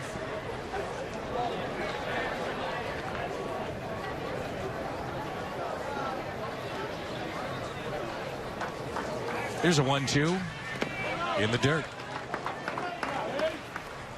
Check that now, 3-2. Cardinals have had a right-hander throwing in the pen.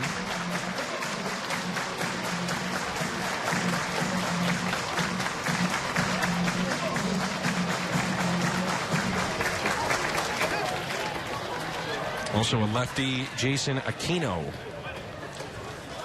getting loose for St. Louis.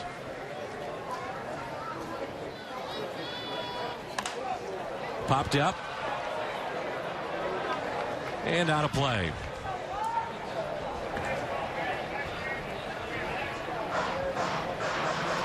There's Aquino.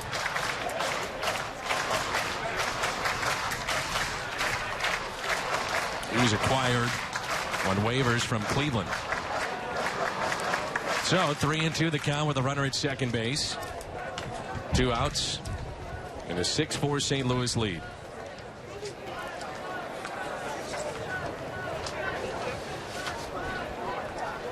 Three-two pitch, laced into left field for a base hit. Play at the plate, and he is safe. Anna scoring. The 7th Cardinals run. There's that insurance run we've talked about, and Hazelbecker drives him in, but then with the throw coming home, he gets himself in scoring position out at second base. So Goes with the outside pitch, takes it to left field. Here comes the throw. A little high, rainbow, misses the tag.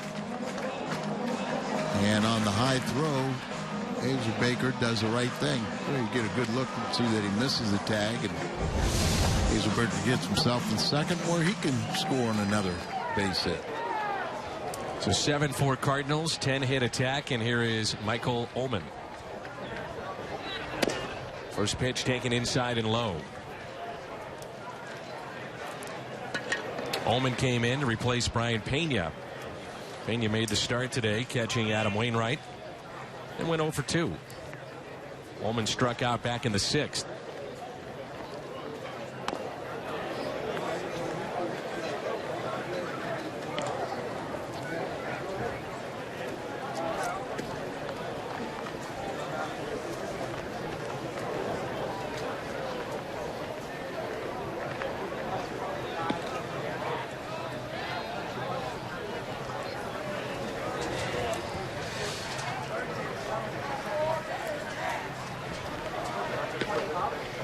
The 2-0. 2 balls and 1 strike.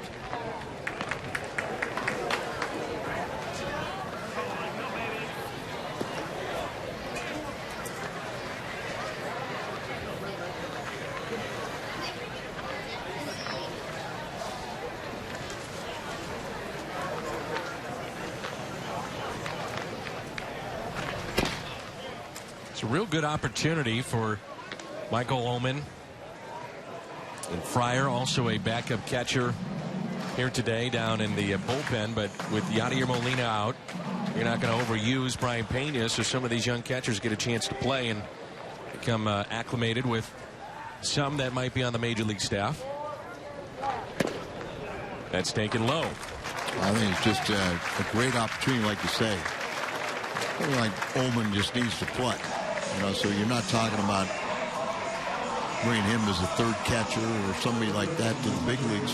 Fryer probably does that more of that job. A guy that's had a little service time at the major league level and 30 years of age. But in spring training, you can get a lot of playing time and make a real impression with your coaching staff and organization. And then, like you say, every game you're out here, there's a dozen major league scouts that are watching you too.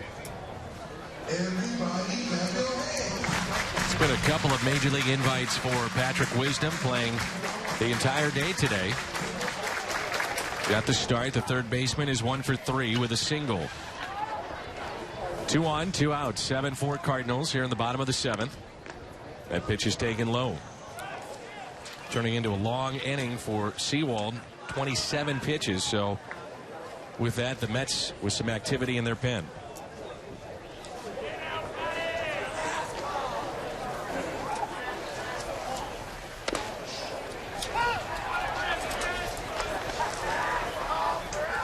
Wisdom has put up pretty good numbers in the minor leagues. 14 or more home runs, 50 or more RBIs in each of his last 3 minor league seasons.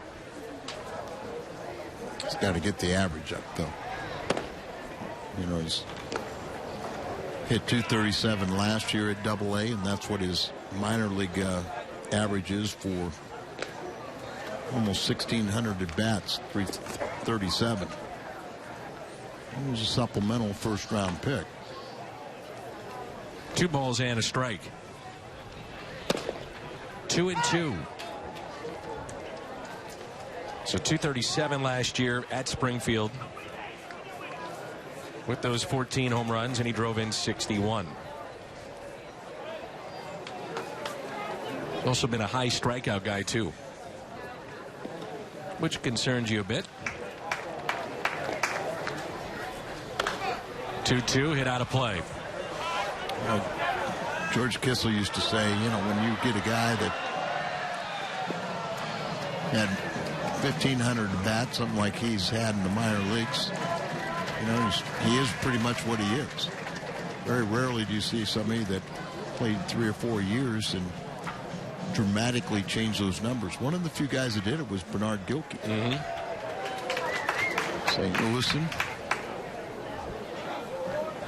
See Bernard every now and then, but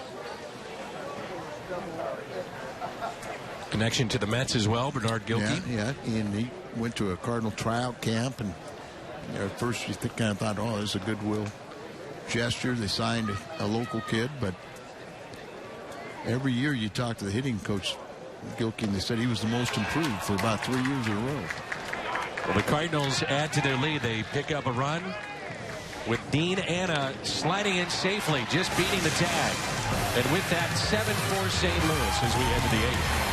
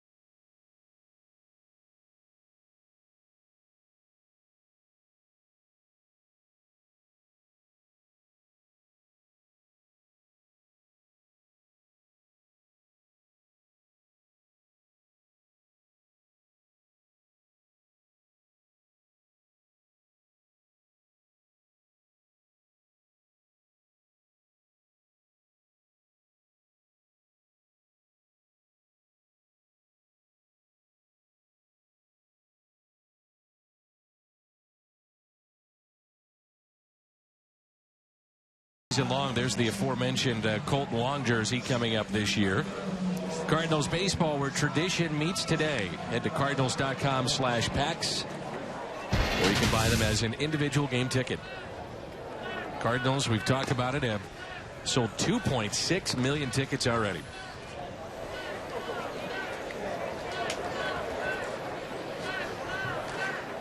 One 1-0 pitch to Munoz from Aquino. Big, tall lefty. He's from San Pedro de Macorís in the República Dominicana. Here you go, Dan. Here's a young man from Dominican, 23 years of age. And this will be his 7th year in professional baseball, but first 3 in what we call the Summer League in the Dominican. Really bounced around, too. He was initially signed by the Rockies back in 2009, then traded to Toronto, then traded to the Pirates. It's with Cleveland, and then the Cardinals picked him up off of waivers. A fly ball into right for out number 1. He's left-handed and still has a heartbeat. You always find a job, but what I find is he's got a minor league ERA of 2.94. And that's in 99 games, 98 starts.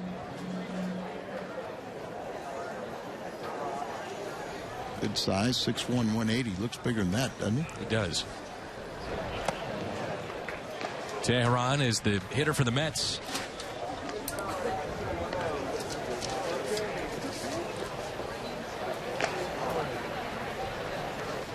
Nearly 600 minor league innings for Aquino.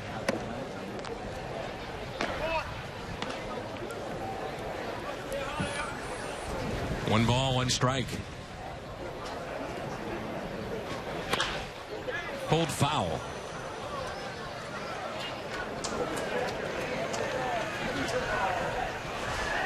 The job of that man right there to put the gear on and not be warming up a pitcher is to protect them.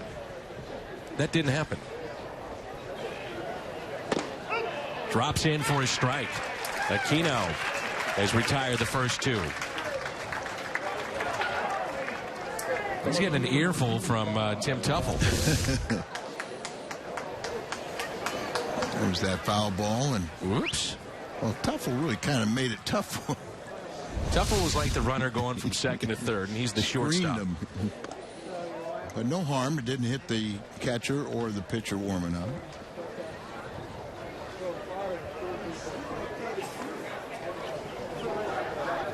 There's Ty Kelly. I was talking to Tuffle before the game and asked him about some of the players they brought with him, and it's that kind of early spring training. I don't know who they are either. Is that right? So you got a pretty good scouting report on him. Yeah. It was like yesterday with Spire. He goes, I've been out of the game for 2 years. I didn't watch anything. I don't know who our own guys are. The 1-1 has popped up. An off-speed pitch gets him to pop it up to Dean Anna. Puts it away. We head to the bottom of the 8th. Spring training 2016 from Roger Dean Stadium on Fox Sports Midwest. What truck company do you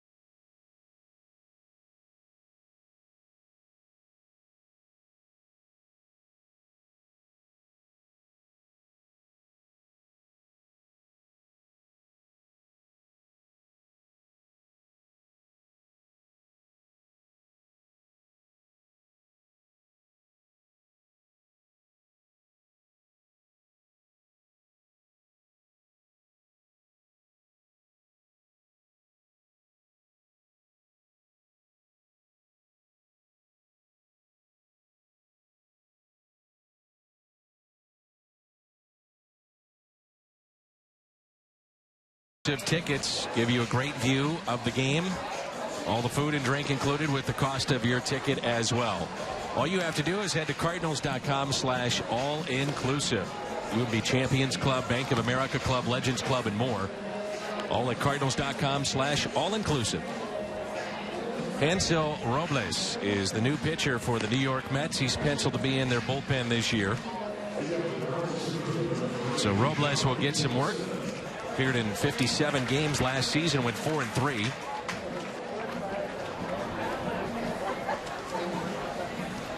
Charlie Tilson will get a chance to face a big leaguer.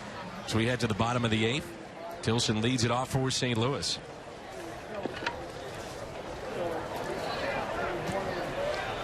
Charlie's already opened up some eyes. I mean, we knew he could run, but he's been very good in that department so far here early on in camp. Now we'll see if your memory fits mine. We talked a little bit about it, but he was on the caravan with us, and I didn't recognize him at first because he was so much bigger. It was like he's filled out, and to me, when we saw him, we knew he could run, but he looked just so small, slight of frame, and now he's filling out in that body, and I would have to say he would be one of the top outfield prospects that if you had an injury that would be called up. So these are very important time for him to have a chance to open the eyes of the major league coaching staff. And you see him go against a reliever that throws hard, mid to high 90s, and was very, very reliable a year ago for the Mets. It was a bit surprising, but Robles threw only 3 innings in the postseason. And for a long time throughout the regular season, he was the man to get to Familia, their closer. How about Mejia? Out of baseball. Out of baseball. Third offense. First player to be kicked out, lifetime ban for substance abuse. 2 balls, 2 strikes. PEDs. Tilson with a fly ball into right. And that ball is down as it's off the glove. So here we go again with Charlie Tilson. Well, obviously it should have been caught, misplayed by a right fielder, but still it was a solid line drive that, you know, he hit the ball well, and that's what you want to judge too. It's Teheran still in right. He made the start today for the Mets in right field. He got a bad jump on it, and then it goes off the glove and couldn't hold on to it. 40+ steals for Tilson last year. One of there needed those glasses and didn't have them, it didn't appear. Anthony Garcia pops one back foul and out of play.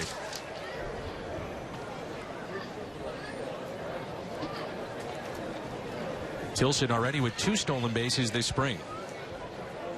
7-4 St. Louis. Here in the home half of the 8th.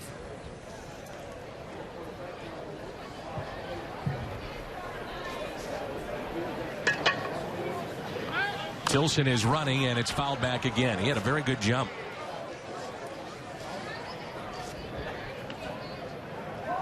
It's the 3rd error on the Mets here today. One of those errors was back in the 5th. Led to a very big inning for the Cardinals. 5-run inning. Started out with a 1-out error by the 3rd baseman. We got RBI hits from Piscotty, Rodriguez, Jedd Gyorko. 1 ball and 2 strikes.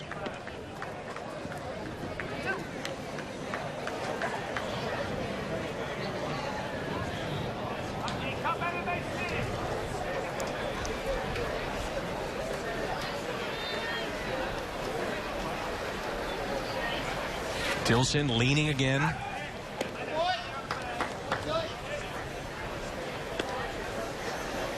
Terry Collins didn't come over as they have a split squad, so he stayed with the club in Port St. Lucie. But remember last year we talked about with him about the no-hitter? Johan Santana. Leaving Santana in, and then it really seemed like, you know, hurt his arm and never was quite the same again. I wonder now the decision with Harvey. How it plays out this year? Well, or last, you know, take him out after 8. You wanted to stay in the game, the World Series, and you know, and does he regret making that decision? Because he made it with his heart, not with his mind. It's a life of a manager. Oh yeah. I mean, every single pitch move that you have is scrutinized. It's part of the job. That's why the National League is so much better than the American League. You wouldn't have that decision in the American League. 2-2 the count. Tilson is running, and that's pulled foul. Not quite that decision, but you know, the fact of how many times you get second guessed for taking a pitcher out that's been effective and bring in a reliever and gives it up, or vice versa. Well, think about the pressure on him too. It's not just Matt Harvey, but it's Syndergaard, it's Matz. You know, when numbers now are scrutinized more than ever in terms of how much you throw and warm up, the innings pitched, that's a lot of pressure on Terry Collins to balance that, to be right. I remember a conversation I had with him last year, you know, with Harvey coming back off the Tommy John, and he sit there and said, he told him in spring, there's going to be times that I'm going to take you out with a perfect game going. I'm going to taking you out, and I don't want you to question me. We're just trying to make sure you're going to be healthy for the rest of your career and you get through this year. Tilson running, and that's ball 4. Good at bat there by Anthony Garcia.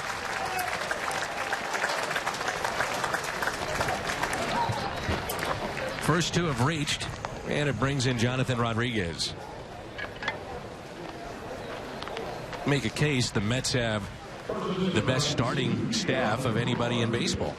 Well, we haven't even mentioned Zach Wheeler. Right. You know, another talented young pitcher coming off of Tommy John. Remember, Pulsifer, Isringhausen, Wilson was the big 3 coming up. And Izzy had by far had the best career there. Sure did. But you just get so excited. You can't get too excited about some of these young players because they're not going to materialize like you think. First pitch to Rodriguez. Strike one.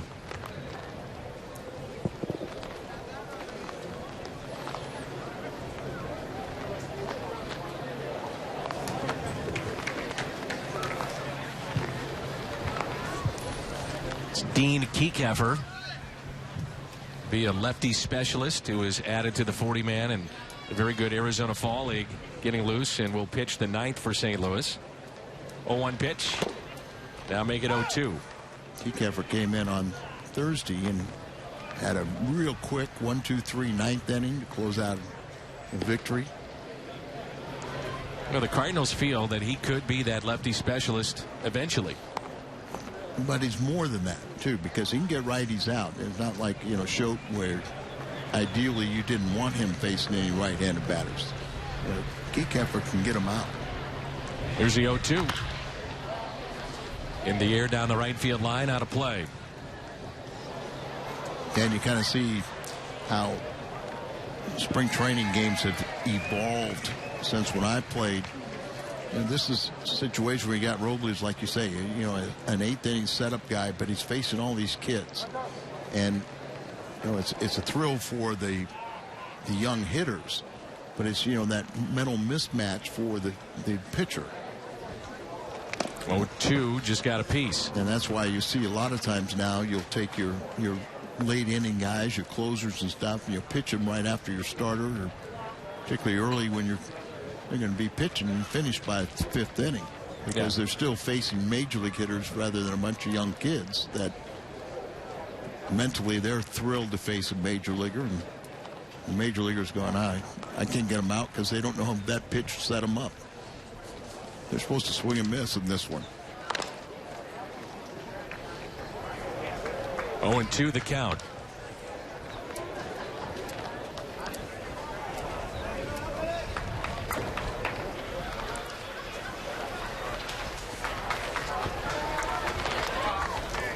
See sometimes with the young hitters too against Robles, can't quite pull the trigger with that fastball in the mid to high 90s. Got to gear up for that, and he's also got a slider. Yeah, it's a slider, I think, that kind of fools him. Runners go. Throw down to second is into center field. Tilson will score. The Cardinals are aggressive again. And with that, it's now an 8-4 St. Louis lead. The catcher, Ashley, and I'm not sure if he hit Rodriguez trying to throw down to second. It was a poor jump from the Cardinals' perspective with the runner at first base, so that's why he throws down to second. Let's see if he did have any contact with the hitter. Oh yeah, he's spinning around saying there was interference. Yeah, but the hitter did not. He stayed right there in his batting. He can stay right there, so there's no problem. But the catcher, as you said, Ashley. Denny's, Tilson's the lead runner, and he's the real key. The reason the guy at first base gets a little late break is he has to make sure the runner ahead of him takes off.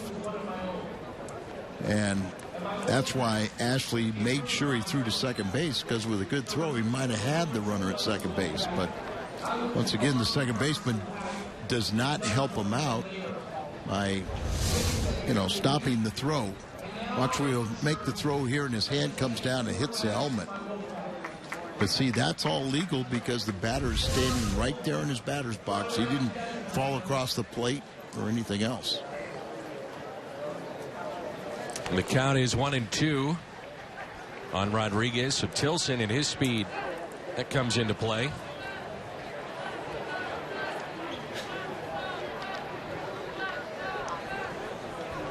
One-two pitch. Base hit into left. Ball is bobbled out left, but Oquendo will hold up the runner.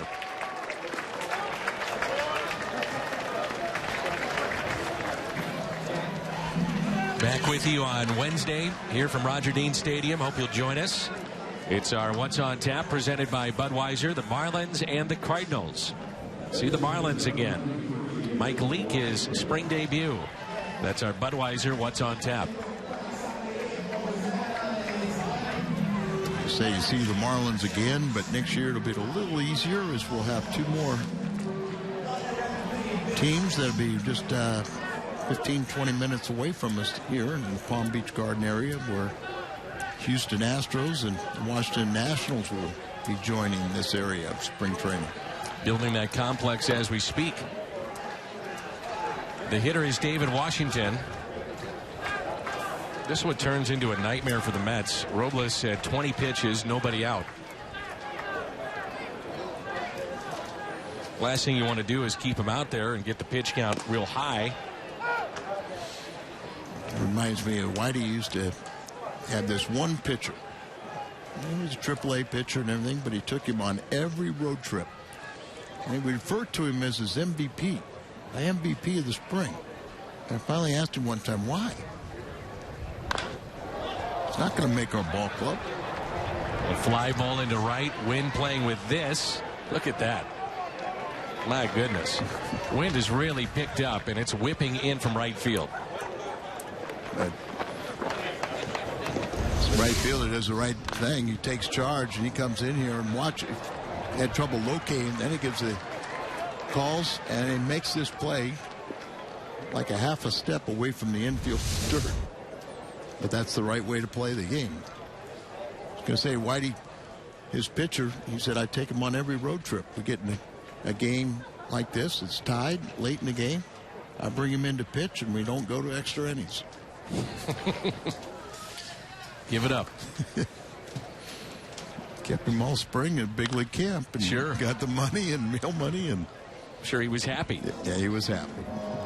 Ledmy's Diaz.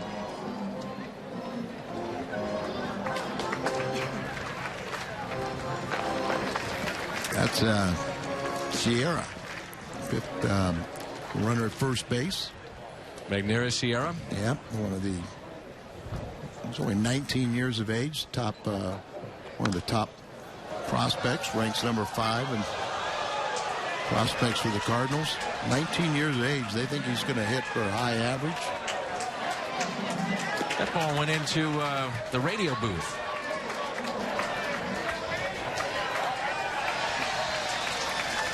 The Mets radio booth, they don't count. Oh, is that what it was? It wasn't the Cardinals? No. Here's the 0-2. Pulled foul. Saw Jim Jackson applauding to the other engineer. That's the first, isn't it? Jim applauding? No, I mean a ball coming up into the booth here. I think so. There's Jim Jackson and Mike Shannon, who's blocked right there, and good friend Rick Horton on the right. Something new. He's got a smile on his face. The 0-2 is hit to short. Cardinals start the runner, and with that, they avoid a double play. So they start Sierra. Run does score. That's Garcia. And St. Louis adds to their lead 9-4.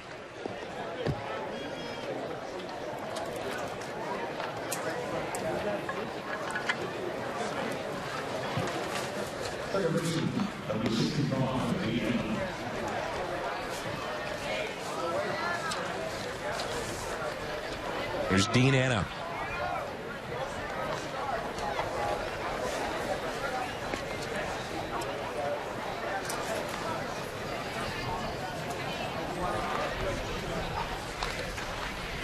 Ball 1. Dean got a base hit his first time up. Came around, stole base, and scored a run.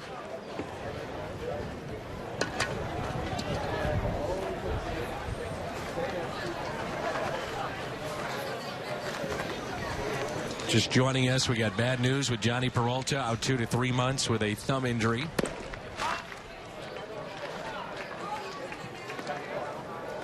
You would think that the Cardinals will give Jedd Gyorko every opportunity to try to win that job, and he's being paid like a regular, not a backup. That's something that you might want to consider. Popped up. Will they blow out of play and into the seats or the dugout? No, nice play.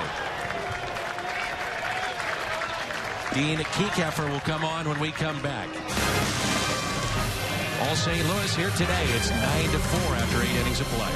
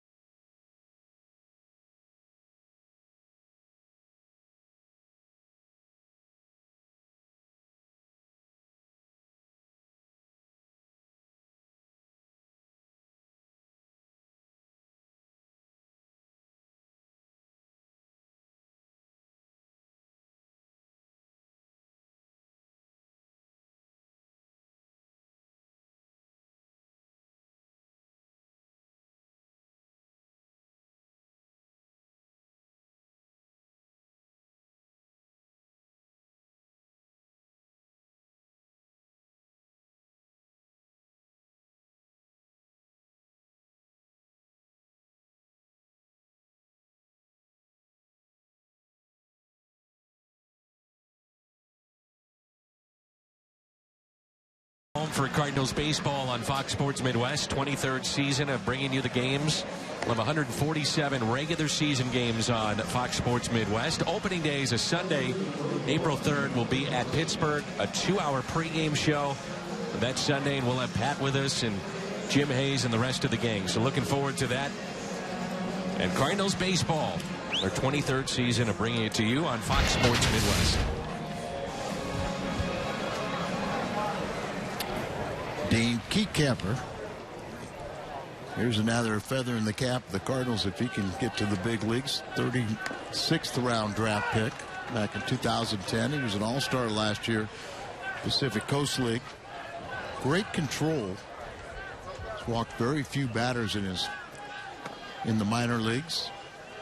Matter of fact, in the Arizona Fall League, where he was 1-1 with a couple saves, 2.93 ERA, he had 1 walk and 14 strikeouts in 15 1/3 innings. 50 appearances last year. We've talked about Aledmys Diaz opening up eyes in the Arizona Fall League. Kekeffer did that as well. Very good Arizona Fall League. 1 ball, 2 strikes. Jonathan Johnson, a ground ball that's foul. And you can see how he, with his deliver, Kekeffer would be very tough on the left-handed batters. Almost looks like he releases the ball behind their back.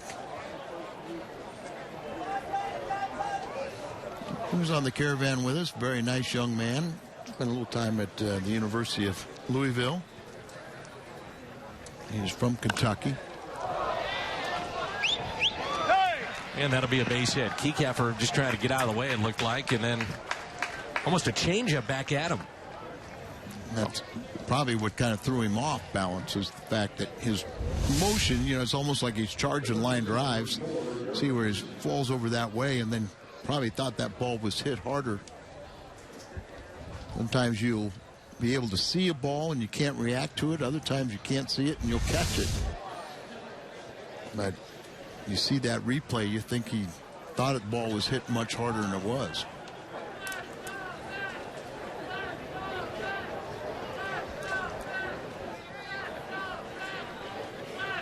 There's Derek Gibson, looks at a strike.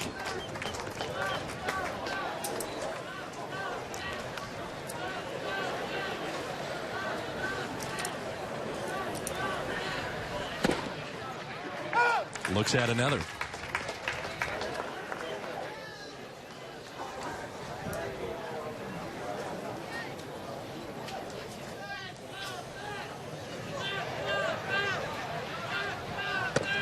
just missed low and inside. So 1-2 on Derek Gibson. Cardinals picked up a run to tie the ball game in the third. Then a big 5-run fifth. 1 in the 7th. 2 in the 8th. As we got our first look at Adam Wainwright. First spring start today. Went 2 innings. Gave up a couple of hits. Did walk 3. No runs allowed and struck out 2. 2-2 pitch. Yeah, Wainwright looked fine. Just elevated a few balls, and I'm not used to seeing him walk anybody, but everything was A-OK and pointing in the right direction with opening day starter. Pretty amazing to see him come back and just even pitch last year. The torn Achilles suffered in Milwaukee. High chopper, Wisdom makes the play. Patrick Wisdom is rated as the best arm on the infield in the minor leagues. Here's a look at the day for Adam Wainwright. Saw the good velocity from him. There's the breaking ball. That is his signature pitch. But so mentally tough, and a couple shutout innings for him. So he'll make 3 more starts before opening day in Pittsburgh. There's a high fly ball lifted out to Charlie Tilson in center. Gets himself in a position to throw. Runner will tag. Throw into third base, not in time.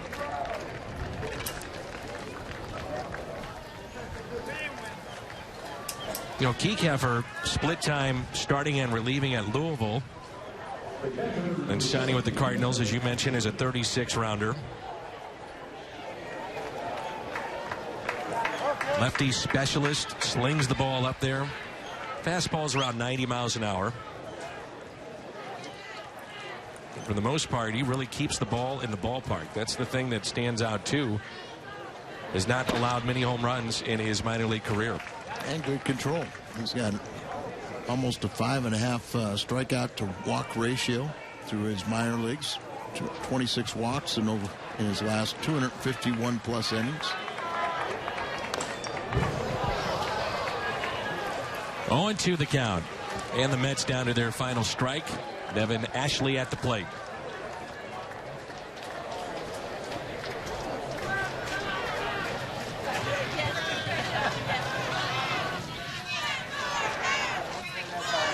The 0-2.